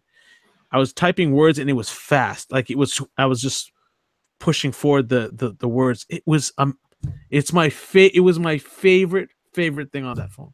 Still by far the best. Hands down. I dare anybody to find anything better. Apple has not come up with anything as good as that. And soon you'll be able to buy that keyboard for an Android phone. Wow. We got to make some sales somehow. Yeah, I can't go back to a BlackBerry. I can't. Yeah, bad memories. It's no, not at all. No, I'm just kidding. It's just no. It's I'd love to. I really love. Listen, I tried to stay. I was one of the not the few last left. And then once I went to the US, that was it. Yeah. Yep. So, have you guys seen the new Genesis car? Yes, it's the big one. It almost looks like a Bentley. It's a division of Hyundai. Right. Yeah, no, I was at the car show last year. They spun off, and now they're doing their own thing. Kind of like Polestar is doing its own thing as a spin-off from Volvo, a high performance. So Genesis, which started out as a high-end model, now is its own line. Would you buy one? So I was at the car show in New York, and I thought it was I was like, yo, who is this? And I sat in the car. I was like, this is nice. I would think about it seriously. I actually, when we were searching for cars, I was like, that's a pretty nice car, and for the price, it's not bad. I don't know how it drives. I have no idea how smooth it is, what the fuel is like, all that acceleration, but it's a beautiful car. Imagine it's decent. It would be comparable spec, but it would be the same price as Lexus. Yeah, it feels like a really a luxury car without the luxury price. I'm taking the Lexus. I'm not drifting. Exactly. Man. Flexus from Long Beach to Texas, man. I'm staying. Flexus from Long Beach to Texas. Speak on it, Bun B. So that's the reason why I asked about Genesis. Is that's what I'd say. Even the new BlackBerry devices, don't come close to what the real. It isn't what a BlackBerry was before, and it's still learning how to build devices that aren't your own, and still learning how to give up control so someone else can build a device that you design. You don't build it anymore, right? And still trying to figure out, how do I test someone else's software that I can't provide a fix for, and how do I make sure that the application works well with the hardware made by somebody else that isn't me anymore. So it's kind of like a Genesis. Yeah, but even if you would, and it looked good, maybe you want to buy it. I haven't test driven it. But it might be nice. Yeah. But would you buy it over a Lexus? Probably not. Yeah. No, I mean, so my thing for BlackBerry is, why would I go Android with BlackBerry when I can just buy a good Android phone? Well, for the keyboard, it's just me. So wifey's got a newer BlackBerry on Android, and it's the keyboard. It's the keyboard. Well, no, listen, I've got people who I know are not turning back. As long as there's a keyboard, they're sticking with it. And this is like the virtual keyboard, but the all touch experience. But it's the best keyboard out there. It's the best keyboard. The minute you can buy that on someone else's phone, then it doesn't matter what it is. Oh yeah, if that keyboard comes to like iPhone, or even if I go back to Android at some point, because I'm kind of interested in some of those other phones, or have both, I would definitely use that keyboard. The best, hands down. I also want to ditch BBM. I've been trying so hard. There's a couple of straggler friends. I still got a few straggler friends on there, and you know what? My groups have now moved over. Like, it's the main thing was my groups. Yeah. Right. So they've gone to WhatsApp, and I'm not crazy about WhatsApp. If somebody could build something else better than WhatsApp, I would go there.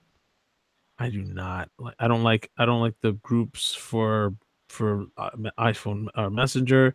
I don't like group. That's not well done. Like the group, when you make a group in BBM, it was cool. It was like it was your own. You had different little areas. You could write some stuff. You could divide everything up. It's not the same. You don't have it's not that cool little community thing. Even though I know like younger kids don't care because they have no idea what they're missing out on from BlackBerry, so it doesn't matter. I feel like I'm too old for WhatsApp. WhatsApp is it's just putting everybody in the same group. You might as well just be. It's only because everybody's on a couple of different platforms. But if everybody was on the same platform, I'd have been like, we're sticking with BBM. It's still a better looking, sleeker design, nicer, divides up all the different areas, topics, and stuff like that. It was much more fun. Wait, are you guys using WhatsApp? It's just to see if I'm too old or not. I do. Yeah, I do because people have a lot of international friends, so that's a problem. And I also don't Snapchat because I don't like.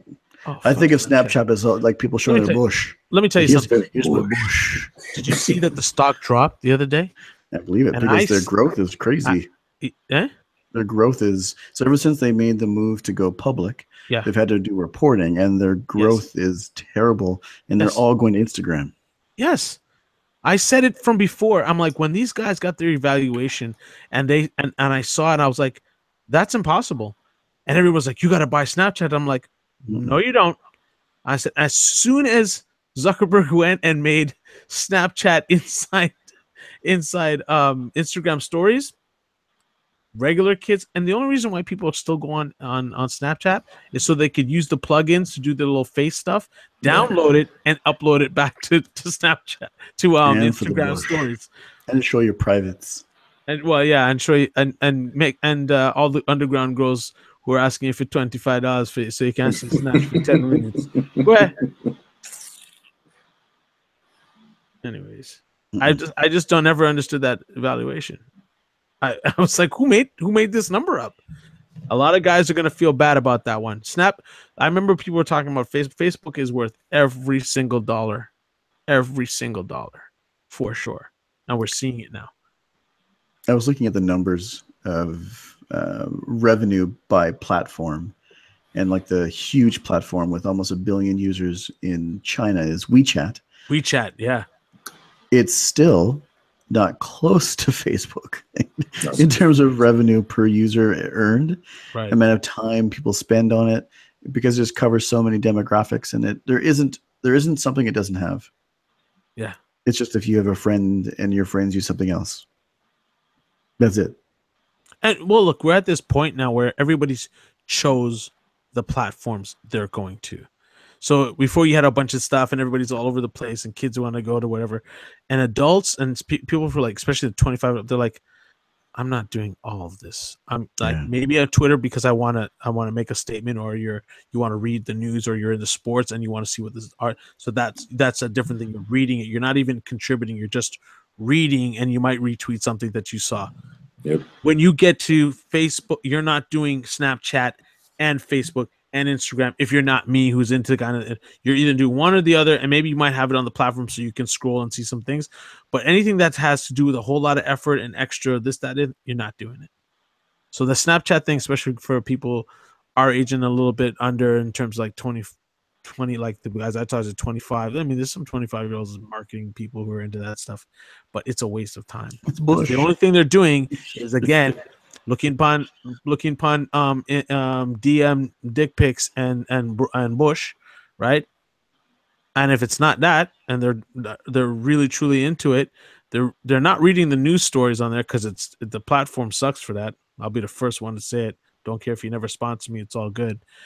And the great thing is that they still do the great plugins, so they have all the stuff with the the face and the eyes and the whatever, and then Instagram sooner or later teeths it, or lets people just download whatever they did on Snapchat and they upload it to Instagram stories. It's the craziest shit you've ever seen. I don't even know how they got that evaluation. As soon as those guys started that and that evaluation happened, I'm like, yeah, but Instagram stories is killing it right now. And that's why it's plummeting.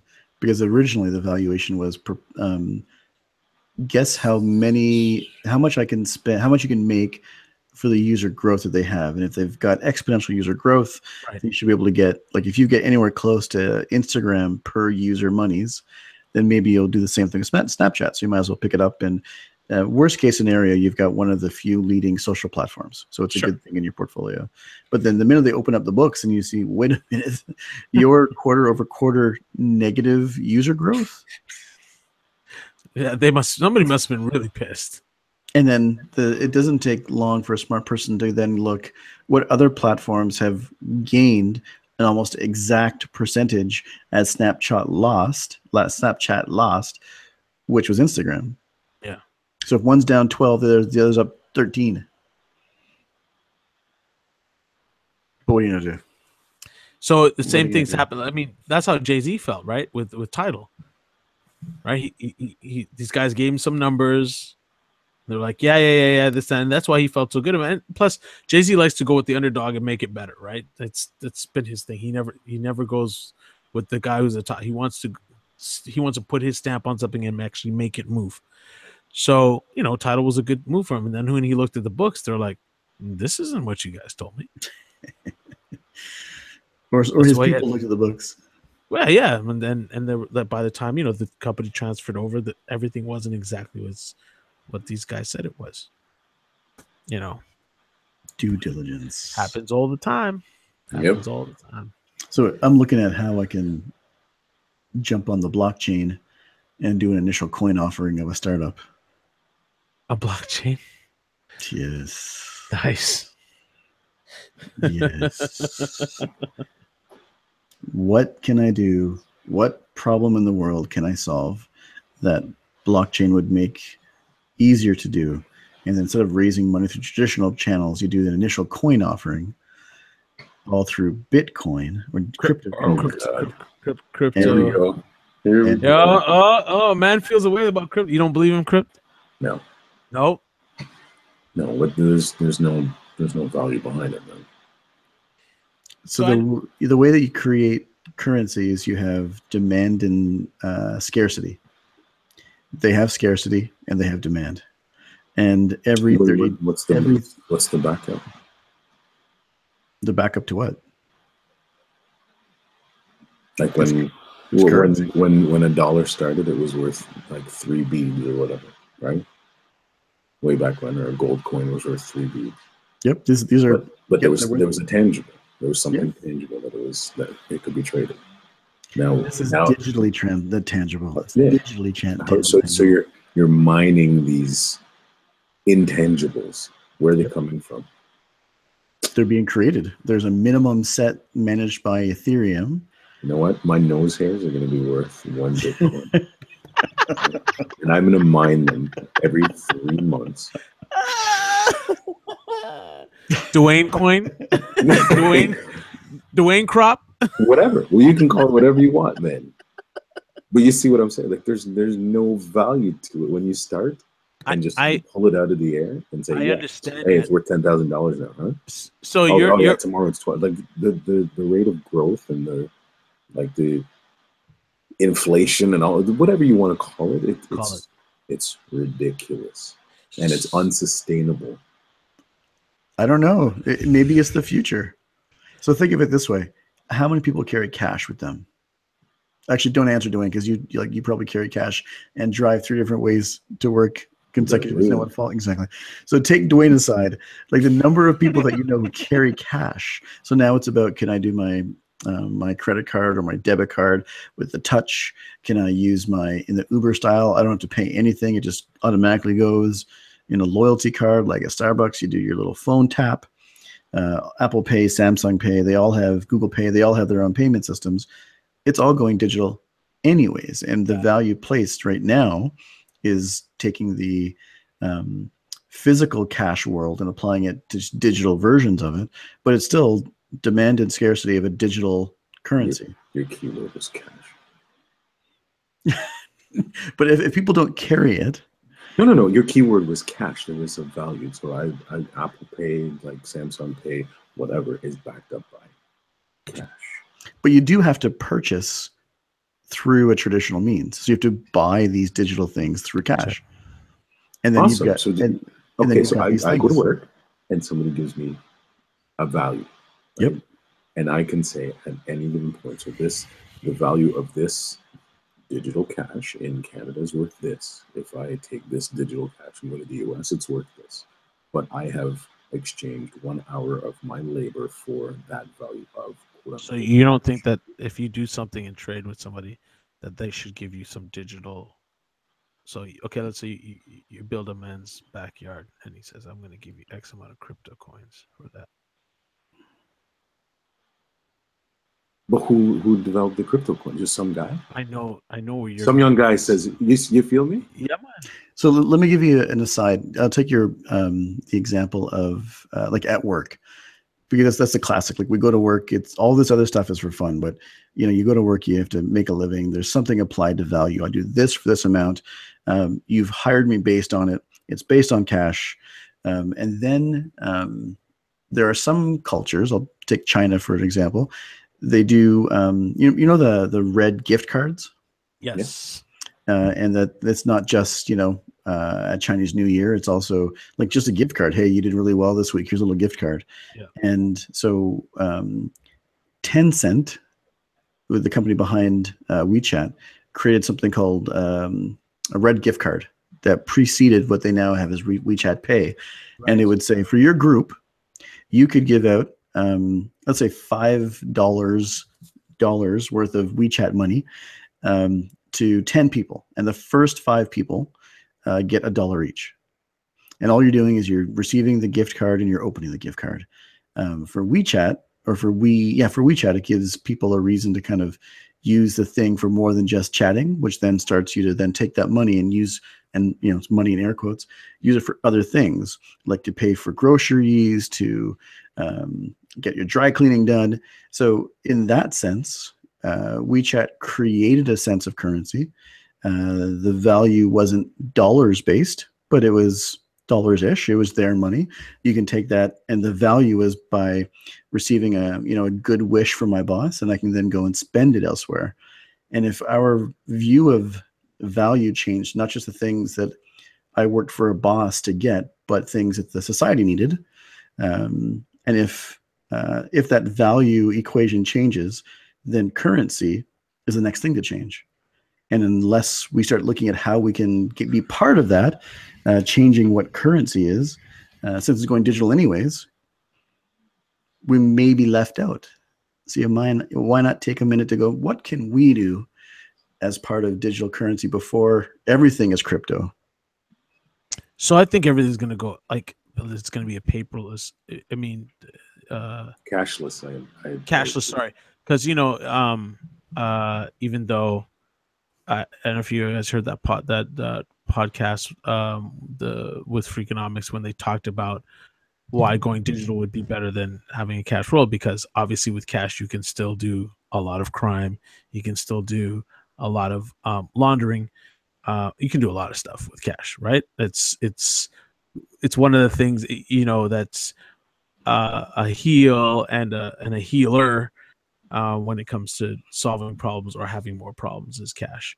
Whereas digital it's harder to it's a little bit more a little more see-through, and you can see everything. It's more transparent is the word I was looking for. Transparent. And so now you can see, the money's come from here to here to here to here. I think, eventually the way these kids hack you, they're going to find a way anyways.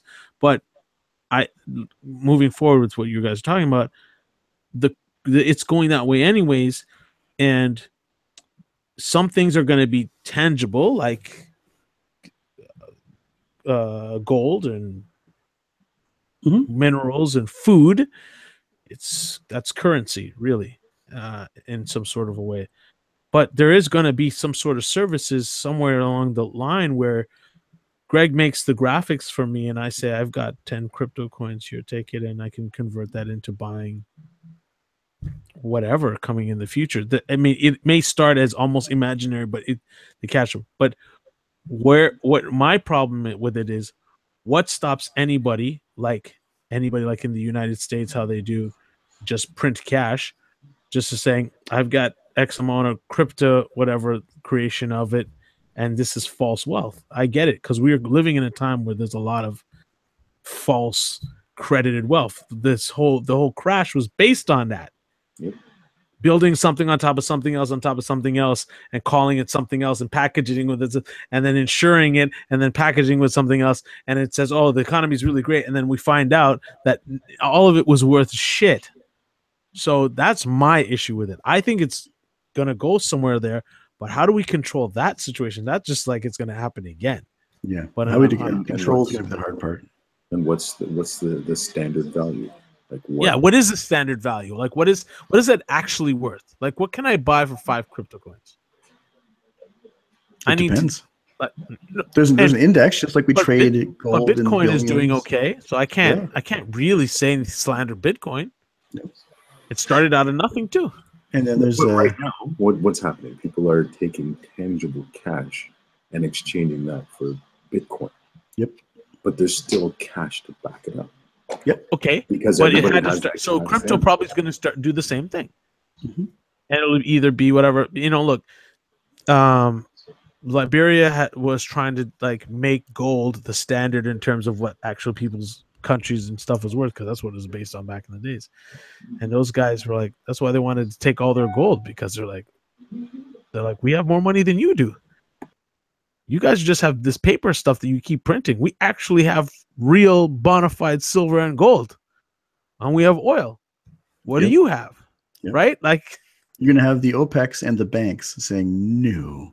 So TD, Bank of Canada, and others have said, no, we don't support cryptocurrency because for now, until they have to, because you've got people like Ghostface Killer creating, what do you call it? A company called Cream Capital to fund a new cryptocurrency venture. Because anybody can say, I'm going to get into this game. And if there's enough people to buy it, Hustle just went out to Sweden to that head office company that's doing that whole big cryptocurrency stuff. I mean, these guys are like throwing their whole like rap check at it. And there's a company here in Waterloo. We're talking about Messenger. You remember the company Kik? Yeah. Yeah, Kik Messenger. So it was used primarily for younger kids because it was you didn't have to have a phone number. Yeah. They caught into some problems because they had all kinds of unsavory shit happening. Yep. I got you. And so they're the same challenges as Snapchat, Instagram, and they don't have like Big Daddy Facebook behind them. No. So they did an initial coin offering, which is like initial public offering, but coins, and they raised $100 million. What? And there is a venture capital company called L4, and under its management, insofar as you can say, I use blockchain as part of the blockchain technology in my company to make this thing happen, and blockchain is part of the necessary underpinning for cryptocurrency. If you're running any kind of company that's using blockchain and or supporting cryptocurrency, and if it's like a good business plan and a good market, and you can confirm you have customers, all the basic stuff, I'll support you. And the number of IPOs versus initial coin offerings is changing. So the landscape is changing where you don't have to then go to the public market and go after all that regulation to go initial public offering. You just do an initial coin offering. Oh. And because it's like there's no minimum buy, if you've got 25 cents, you can take part in an initial coin offering. Whereas if you're trying to buy into, say, Snapchat as it's trying to go public, you've got minimum buys in the 50,000 or whatever the pack was. First of all, you can't. So this is one of the things, and this is the reason why a lot of guys are trying to get into crypto, because they're like, I can actually get in. Yeah. Early, like you don't have to be some part of a fund or some of these guys, because a lot of these things, like the guy who started Samuel, the beer company, Samuel Jackson, not Samuel Jackson, Samuel Adams. But the Samuel L. Jackson parody of doing the Samuel Adams, that was hilarious. So he was saying, he wanted everybody an opportunity to get the stock, because these guys were like, we'll invest into you and we're going to put it on the stock market. But he goes, it's only for us and it's one of those, it's us and our friends. So if you're not part of some hedge fund or whatever, you can't get a piece of it. Like the everyday citizen walking down the street couldn't buy in unless he's really like got crazy money. So this is the whole appeal of some of these other Bitcoin and crypto. You could actually get in and starts from somewhere where you could be at the beginning of something and not be pushed out by the guys who are the gatekeepers. And this is the whole thing with, I get the whole appeal, because I let's face it, these guys, like they're starting to run and own every single solitary thing. There's only a few guys who own everything right now. If you look at Amazon, 40% of the market share. You look at Facebook, they don't, like, you see what I'm saying? So people want to get in when they can fit in early before it happens. So I get the appeal. And if you have enough people with enough cash, it might just start and actually have value, real value. And I'm less focused on cryptocurrency, more on blockchain. So if blockchain is really the next internet, we've seen what the last internet did to the world. Right. It might not be part of the next internet. So I have to scratch my head into some way thinking of where how to get into that world. Start something of value that for which is a missing piece. Some kind of leapfrog opportunity. So what is what what in your opinion, what would be the value of leaping into that world? How would you foresee seeing, like, you're trying to get into something new, right? Like, this is always my thing. I'm like, I remember when BlackBerry came out, I'm still kicking myself, and I say this to Wayne all the time. Should have bought stock the day that I had that BlackBerry in my hand, the first one that looked like a pager, because I was like, this is it. People would look at me like, you're doing what? You're emailing people from your pager? I'm like, no, I'm emailing from this device. It's not a pager really, but yes, I get messages and I can send messages. They're like, what? That was super foreign, like that. Nobody, you know what I mean? Keep myself. So I'm down with that whole idea. But what is it that appeals to that situation for you, where you feel like this could go somewhere? What is the value in it? What is it that people that there's going to be this long-term value of this new internet, and would people use it though, for real? So I don't know yet. My guess is, as you earlier said, there's fewer companies that own this thing, right? So you've got the big factions of the Amazons and the Microsofts and the et cetera, et cetera. There's going to be like 20 companies whose 20 controlling interests, maybe not companies, right. 20 or so controlling interests, a small subset that own the internet. Yeah. So anything you want to do, you have to be hosted by them, got to go through them. And all it takes is for someone to say, now it costs this much to do this, or I'm going to throttle, and it costs crazy money to get high speed, or this light, this Li-Fi, as opposed to Wi-Fi is only available from this and that. So if fewer people or fewer controlling interests are going to control or have a risk of controlling the way in which the world communicates, and if the alternative is a decentralized, which is the thing everybody's talking about. It's more increased visibility. What I'll be looking at is what opportunities could exist that A, the world needs, B, you can get paid for, C, I'm good at, and C, I love, or D, I love. If there's something in the middle, yeah. you might as well take a shot. Yep. And if it's not costing you a whole heap, right? Like, yeah, you're not going to lose your house over it. Nope. And if I do initial coin offering, this guy, he's already thinking. Seriously, if you have a startup that is blockchain based, you already should be looking at an initial coin offering, just based on the demand for something to invest in, right? And the amount of money switching hands already.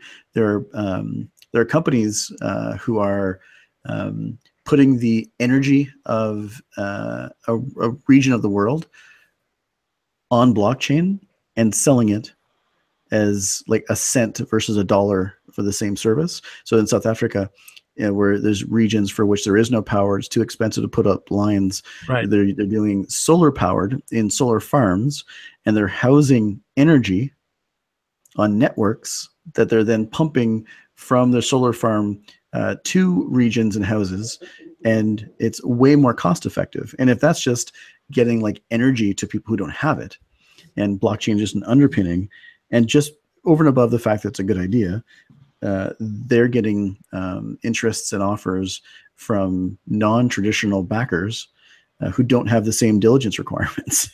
I don't want to say it's wild, wild west, but it still is quite the wild west, if you put it in those terms. Right? If there's opportunities, I don't know what the opportunity is. I'm not sure if I'd ever find one, but hey, I gotta look. But for Dwayne, it's not cryptocurrency. Okay.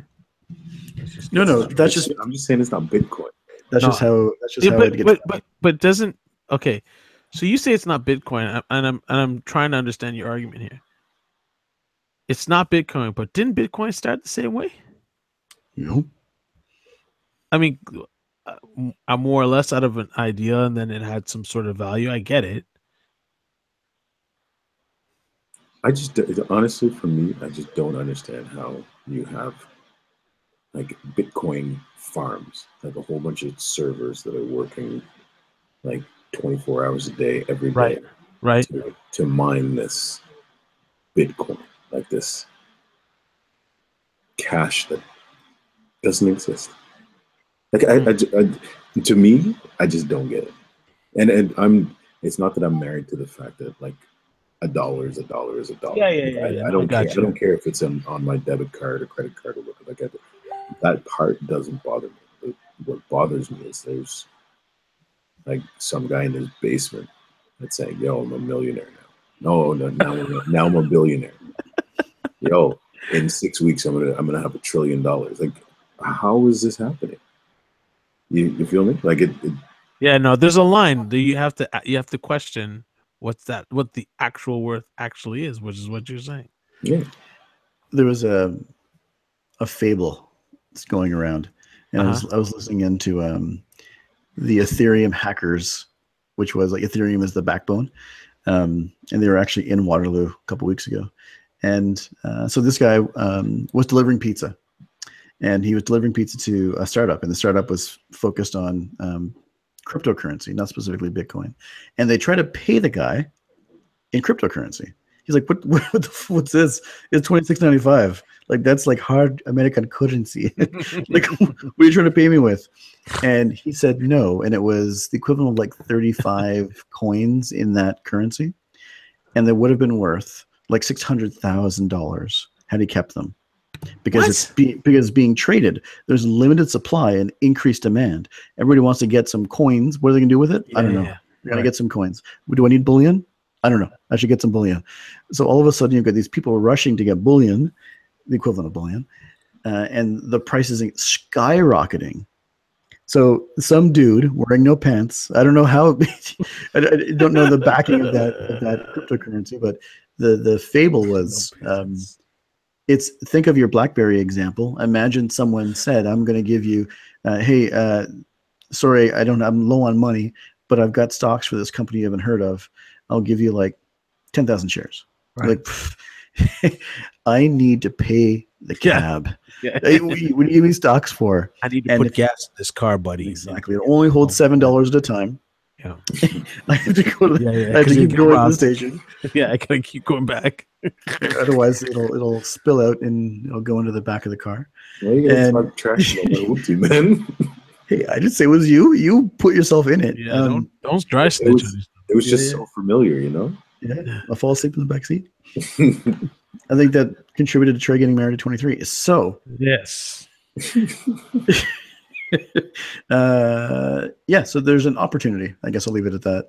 Maybe we have another episode on it or something. But I mean, I need to see and read more about it. Lots of research to be done. For sure. But there's an opportunity to not be missed. But there's sometimes you just gotta like. It's not just gut feeling, but you're like, okay, where's the market going? Like, be reasonable in thinking and say, okay, well, what do I have to lose in terms of putting my foot in the game? And if it doesn't do well, then what did I actually lose? Like, it can't be greater than what you're making. You know what I mean? So this is how I was looking at it. What I mean is, you're not going to give your whole paycheck and not be able to pay your rent and your car note and all. You know what I'm saying? Like, yep. If you're that early in the game, later on you might have to. If you might have to be like, well, shit, it's Apple stock now. I gotta think. Okay, I gotta be lean this month, a few less lattes, and maybe not take that trip. But I'm gonna put some money down on this stock. It's already starting to fly. The way I think about it is, if the internet currently is how we get things delivered, and I'm going to say internet in a more broad sense, so energy coming to your house, propane coming to your house. More music being played, the TV you get, the streaming you see, if it's being delivered from a network. It's just a network. We're not saying it's the internet right now. It's a network. There's a power grid. It gets sent there.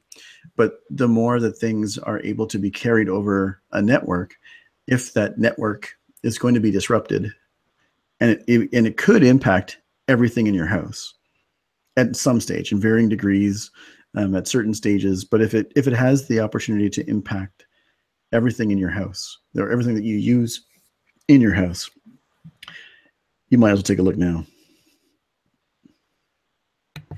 Yeah, I mean, I'm in. It's a good argument. It's a pretty good argument. I'm in. I'm off the grid whenever you're ready. Solar. Well, that's the other thing in Vegas. You know, like when we're talking about solar, you know, you would think in Las Vegas that there's solar everywhere. I would. You would think, wouldn't you? It's a desert. You would think Nevada in general would have just fields of, you know, solar power. The biggest field of solar power is when you cross over the Nevada line going to California. So the issue is basically there's a lot of power lobbying guys who don't want you to be off the grid or putting money on the grid or however, because it's going to come again, it's going to disrupt everything. And only now the guy, I forget the name of the company that's out there that was really struggling. Like, you know, people were buying the stuff and then they were like, I can't get the electric company to allow me to put the electricity back on the grid, or there was always something. They were always throwing something at them. I'll send you guys the articles. Like, it's every month I was reading something different about it. So I'm like, how is this possible? It's free energy and people could be spending the money, and it's not like people aren't going to spend, they're going to spend it on other things. And I'm like, you know, we were heating our pool with the solar stuff, and it was like fantastic. You cut your bill into like more than half, you know what I mean? And things like the Japanese water heaters that are the size of a laptop. You know, sometimes we're not willing to go there because other industries don't want us to go there. So as bad as I feel about taxis, you know, I like what Uber's done, but I also don't like their practices. Right? There's always got to be that line. There's got to be some rulings. Like you can't just walk in and then not give guys some sort of healthcare stuff, or at least make an offer. You don't have to provide it, but you say, hey, you know what? We've brokered a deal with United Health, and you guys, if you're doing with us, you could get this much percentage off, and keep making more offers. There's got to be some sort of equivalent other than, well, he's just an employee of his own, and we're just whatever. Those guys are shady as hell, man. Like, yeah, they're very shady. It stemmed from the CEO. But it's a good service. It's a great service. It's a fantastic service. But when you have a shady creator / CEO who has no morals, then that's zero. What's going to happen? Right? Trickles down. Did I hear trickle down effect? Trickle down effect. Was it Reaganomics? Economics. Wow, that's an 80s term. Not many people understand. Yeah.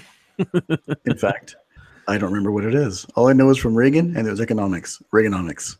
Well, the idea was, right, that the top whatever percentage, cut all the taxes, and then the money that these guys all make and spend in the country trickle down in terms of they am employing more people. And then paying them more and blah, blah, blah. And it doesn't work. It didn't work out too well for brown people who are brown or black or slightly brown. It's the same gibberish that they're preaching now with the tax cuts that are being tabled in the States. Speaking of news, you know where to get my news? Trevor Noah and The Daily Show. I don't listen to anything else. Trevor Noah and The Daily Show is where hey, Greg, did you hear about this? No, man, Trevor didn't cover it. You know, because it's like Waterloo, Kitchener, Cambridge stuff. No, I didn't hear about like the 401 exploded around Milton because Trevor Noah doesn't cover it. And they think I'm joking, and they think that it's really funny about my straight face delivery because I'm serious. You're like, yo, straight face. Come on, I'm for real. I don't listen to that news, but Trevor Noah, I'll cover that coverage right there. So, do you watch Keith? What's his name? He's been covering the whole Trump thing. He used to be with CNBC. His name is Keith Olbermann. That's it. He's got a new book. Unless he was, but it's called The Resistance. And if you like Trevor Noah, you absolutely every day have to watch Keith Olbermann. He used to be with CNBC, I believe. Unless he's a guest on Trevor Noah's show. No, he's been on there, and he's going to be on there. You're going to see him. You absolutely, it's the best every day, almost every other day, 3 minutes of your life, because it's called the resistance, and it's obviously against the whole Trump administration thing. But this guy just throws facts and stuff at you time after time, and it's just the whole resistance. Like every day is a resistance moment, and it's interesting. Like sitting back watching. I'm not American, but just sitting back watching the fire in people now on both sides, but just the fire coming from the other side where they're like, wait a second, I didn't think it was going to get this bad.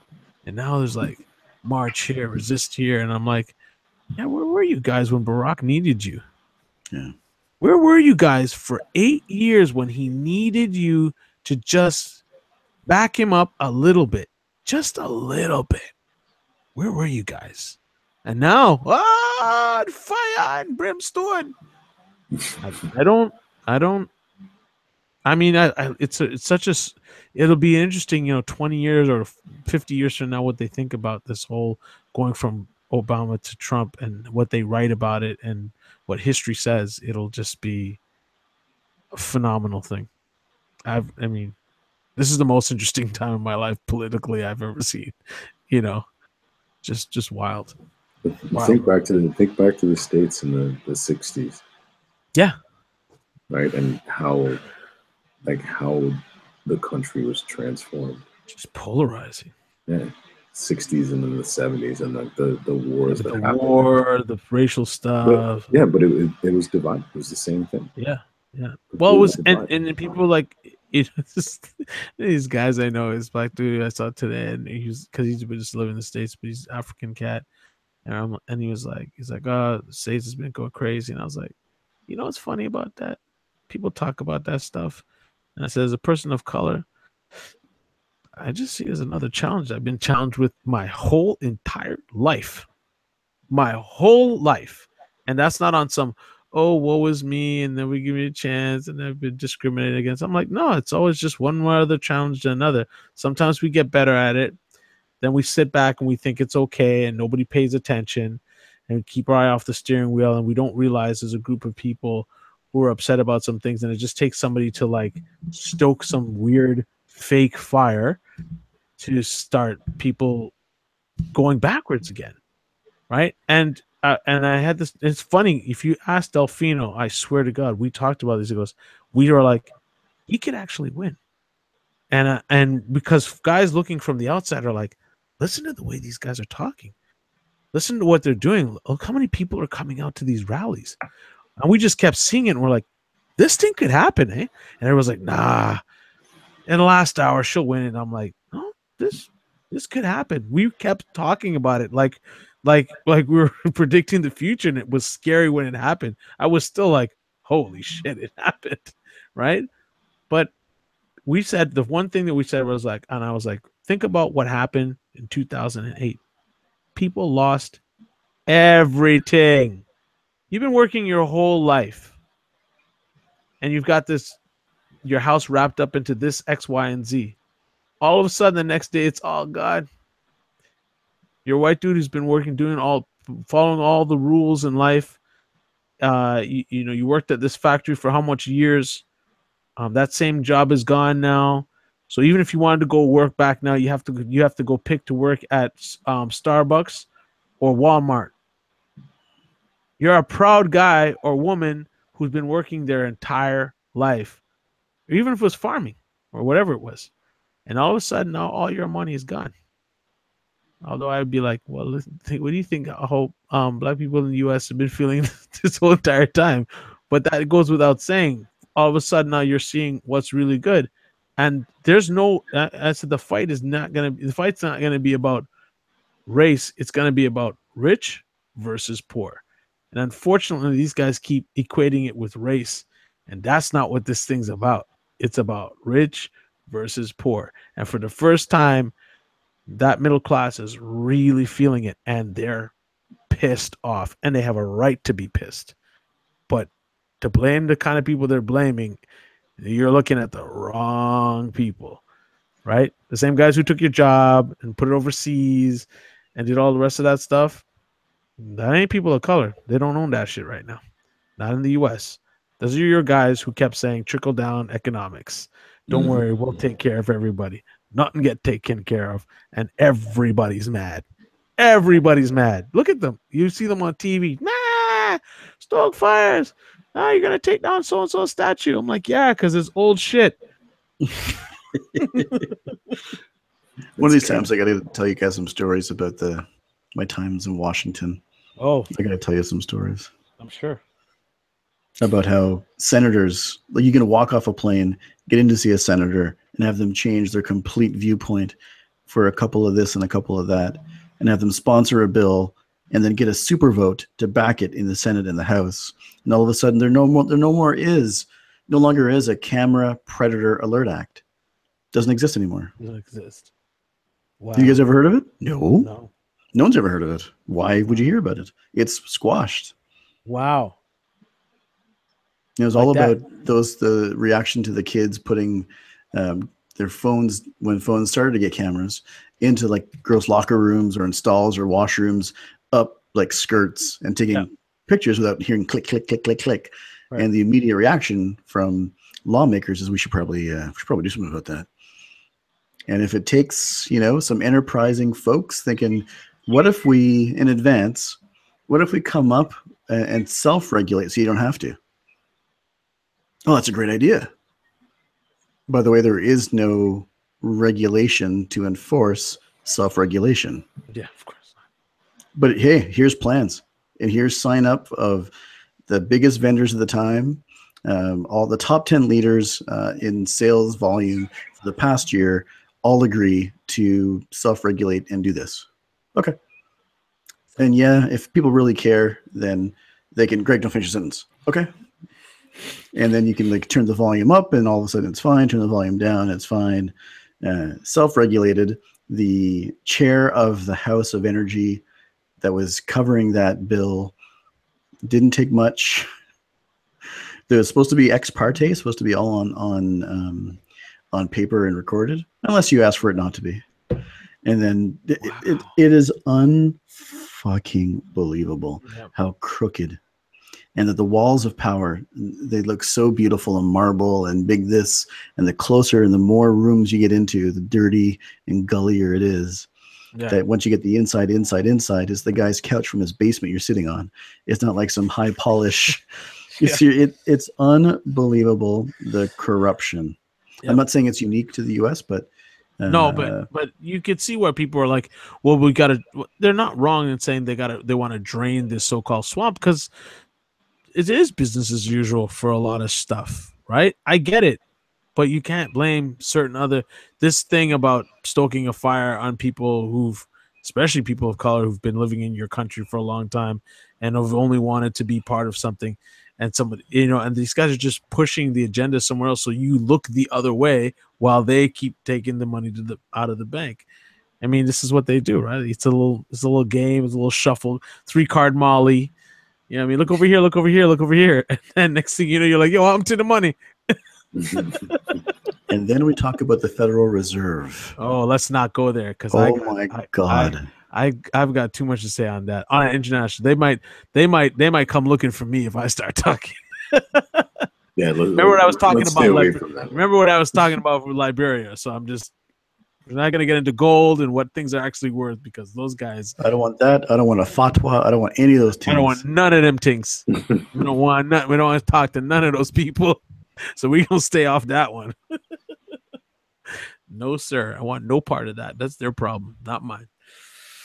Anyways, it's very interesting. Like my godparents that working in Washington for all those years and knowing those types of people, and I'm like, just being around them, the way they talk, I just talk out of the side of their face, man. It's crazy, And some people with the most best intention, they just want to do up, but then the pressure or the money that the state, or there's something that gets in the way. There's always something. They're all crooked. They're all crooked. And by crooked, I mean they have a price, or it's a round and That's strippers. What I mean. Like it's a couple rounds and some. Seriously. Oklahoma City, a couple rounds and strippers, and maybe we don't need this legislation anymore. Yeah. It's the people that are meant to protect. That's too easy. It's just too easy just to bend some arms. That's crazy. That's why these lobbyists, the NRA guys, are so strong. Oh, man, you cannot touch those guys. It's crazy. I don't know. There is. I'm not going to say some stuff here. There's a wave, but it isn't that big a wave. I ain't going to get that far. I'm just saying. There's always money somewhere. Like, you know, as Karis once say, for every problem, add $1. For every problem for real, take away $1. You can solve some shit. People have to be willing to be like, this is not cool anymore. I'm not going to put any money to this. But if you got guys putting money at it and they can make you believe, and you're like, oh, you're going to give me how much money just so I can get a bunch of rally people? $10,000? They just been handed out to like everybody in the community. Barbecues, sponsor this, sponsor that. Then you got them in your pocket. You have an office on K Street. It's a subsidiary. You funnel money into it, and that's lobbying. It's unbelievable. Yeah, that's how it goes. That's old. I mean, depressing. I'm not even mad at lobbying. It's the level of lobbying. The amount of money is absolutely phenomenal. Like, when you talk about tens of millions of dollars for any problem or just to get some guy on your side, and it's not tens of millions of dollars like I'm going to bring X amount of jobs to your state. It's what's the account we put it in again? I just need you to sponsor the bill in the House. That's all you have to do. Right. but that's completely against my position with my constituents. Right. There you go. Here's a little bit of money. Take this. Actually, maybe there was some merit in that point. It's anyways. And the super vote. Well, that's another discussion. Wow, that's just a whole other thing. That's like the gubernatorial and the college. Anyways. I'm confused by that. I actually only got that. I only understood that this year. I literally did homework on it. I was so confused about how this actually works and the divisions in the states and how old it is. I was lost. I was like, well, how is this possible? I get it now, but it's foolishness, but I get it. And here's the scary part. There's actually laws governing Upper Canada that we know nothing about. But yet we know about but yet we know more about the gubernatorial race and the college this, and there's things that we don't know about our own country that we need to be more aware of. But because it's not as in front and center, and Trevor Noah doesn't cover it. He's like, Trevor Noah ain't covering it? I don't know shit. I ain't watching that. I like Trevor Noah. Trevor, he's really smart, man. Yeah. His book. Have you read his book? I haven't read it. I haven't read it, but I have it.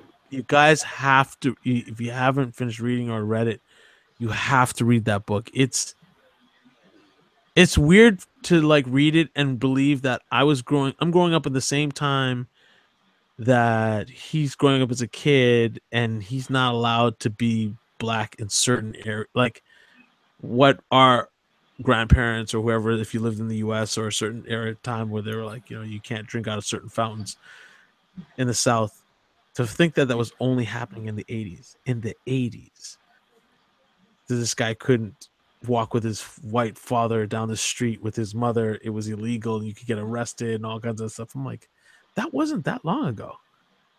It's not that long ago at all. Like, and his story and just the way people's rises to things that people go through is pretty incredible. But he's really, really smart, sharp guy. Well, to put in perspective, Trey was 7 when the 80s started. Wait, crazy. That's backwards math. He was 93. All right, 93, whatever. But it's still. When did what's his name get out of prison? Supercat. No. When did Nelson Mandela hit Supercat? Supercat. I don't remember what year it was. I'll have to look it up. But Nelson Mandela only got out. What is it? Early 90s or is it late? I think it should have been late 80s. Late 89, maybe. Yeah, Jon Stewart didn't cover that previously. Before Trevor Noah. Pre-Trevor Noah. Yeah, I think he was born in 1918. God damn. Anyways, that was just weird to me, like how he's telling all these stories, and we're like, man, I remember, playing those Sin City and all those records and all that stuff. Yep. I mean, and to be in prison that long, and then it wasn't that far from the time that we were. February 1990. 90. There it is. Yeah. I remember when he came to Ottawa. That was a big deal. He did that tour. That was pretty amazing. Anyways. On that note, I am Malcolm X. I am Malcolm X. I am Malcolm X. I am Malcolm X. I am Malcolm X. I am Malcolm X. That's a great movie. Yeah. You should have won the Grammy for that. Yeah. He got robbed. Not the Grammy, the Oscar. And instead, they gave it to him for Training Day. Super thug. And I love Training Day, but it doesn't even come close to Malcolm. He was Malcolm X. I mean, it made the Nation of Islam guys go, "What the hell?" Yeah. He looked, sounded like, moved like. But you couldn't give it to Malcolm X. You couldn't. That movie. There's nothing about that movie that could have won. You remember who they gave it to? It was one of those older guys. Huh? Gladiator. It wasn't Gladiator, was it? That year? Yeah. It was Gladiator. Yep. Not even and then when Gladiator was great. Love Gladiator. But and then when Russell Crowe was supposed to win for, I think it was A Beautiful Mind. That's when Training Day won. Like, it was just completely bad. There's my stuff. Yeah. Yeah, Beautiful Mind should have won that year. Yep. For sure. Question. No question. And then they're like, well, we fucked up. And we definitely got to give, Denzel his due. See, I don't believe in that shit. Come on. I was like, it's all good. He's Denzel. He's going to do it again. Sooner or later, he's going to do a film. I know it's elusive to kind of get that many Oscars sometimes, but I mean, this guy's going to do another great film somewhere down the range. You don't have to give it to him for this role when there was a better role that was done that year. But that was robbery. Hands down. Malcolm X, that was crazy. I could watch that movie over and over. It's one of the best done films ever. Unbelievable. I'm going to have to go to Netflix and download it locally to my iPad and watch it on the train. Yeah. Yeah, you watch it on the train. I love the part where he's in the booth and he sits down. I forget who comes to see him. Somebody comes to talk to him at an interview, and he's sitting down and he's drinking his coffee, and he goes, the only thing I like integrated is my coffee. He goes, he says, the only thing I like integrated is the milk into my coffee. He's drinking it. I was like, oh my God. Like, he's hardcore. At that time, it's like Malcolm Black Super X, bro. He ain't having none of it. Went from a super pimp hustler guy to like the ultimate you cannot push me, dude. That was pretty amazing. And his whole transformation. I've read that book like 3 times now. Everybody should read that book. Yep. For sure. That should be part of required reading. Oh yeah, it should be school required because you see, especially, you know what? It's funny you say that, especially now during this whole, anti-Muslim, people don't realize the changes an individual can go through and still keep their faith without pushing one extreme agenda or another. And Malcolm X embodies that whole idea. Like, you couldn't find a better lesson for kids, period, at all. You know what I mean? Had to die for that cause, though. The best do. And on that note, yeah, is this a wrap of episode 1? Yeah, I think so. Man, that means like, it's been 2 hours. Who was supposed to be the voice of reason? Dwayne, that was supposed to be you. Yeah, but we could chop up a lot of this stuff into what we feel is there's a lot of empty spaces in there. So. Yeah, we could put a few in the bank and have a couple of episodes ready. Of course. Well, gentlemen, it's been a slice. I'm glad I made it. Sorry for the lateness. I was on a mission, try to get my paper straight. You get your hustle on. Yeah, my hustle on. And Dwayne, it's good to see you with the microphone. Yeah, it's good to see you with your snowball, son. Talk to some people, man. Give me a proper roll. Yeah, don't worry. I'm gonna make that happen because that no make it again. It sounds good though. It does sound good. $69.95. $69.95 on sale for $59. Oh right, on sale. You better believe it. Dwayne, did it have any patterns? like these Blue Yetis do? Patterns? Like the omnidirectional and the something oid and the Oh yeah, you can make it so that you can have a conversation on both sides or just one directional. Like it has different directions in the back. I don't know. I didn't read the manual. Listen, don't make things difficult for him. I don't want to. I just plugged it in, man. I got a mic. Plug and play, baby. Plug and play. Yeah. Exactly. What time is it? Exactly. It's midnight, 5 minutes to. All right, gentlemen. Bedtime's for Bonzo. Yeah, man. Kiss and hug those kids for me. For sure. Tell my sister wives I say what's up. That's a whole other discussion we're gonna have. I want to talk about these guys who have these sister wives. How does that work? It's hard enough for one guy. Don't start it because we have to cover it. We have to cover it in detail. All right, we're gonna get back to that one. So I'm gonna post this in episode 1 folder that we have on Google Drive, and I'll share it all with you guys. You can just go and take a look. I'll just upload it after this one. Sweet, and then I can. Cool. All right, guys. Good night. Yeah, man. Be safe. Love. Bless. Stop.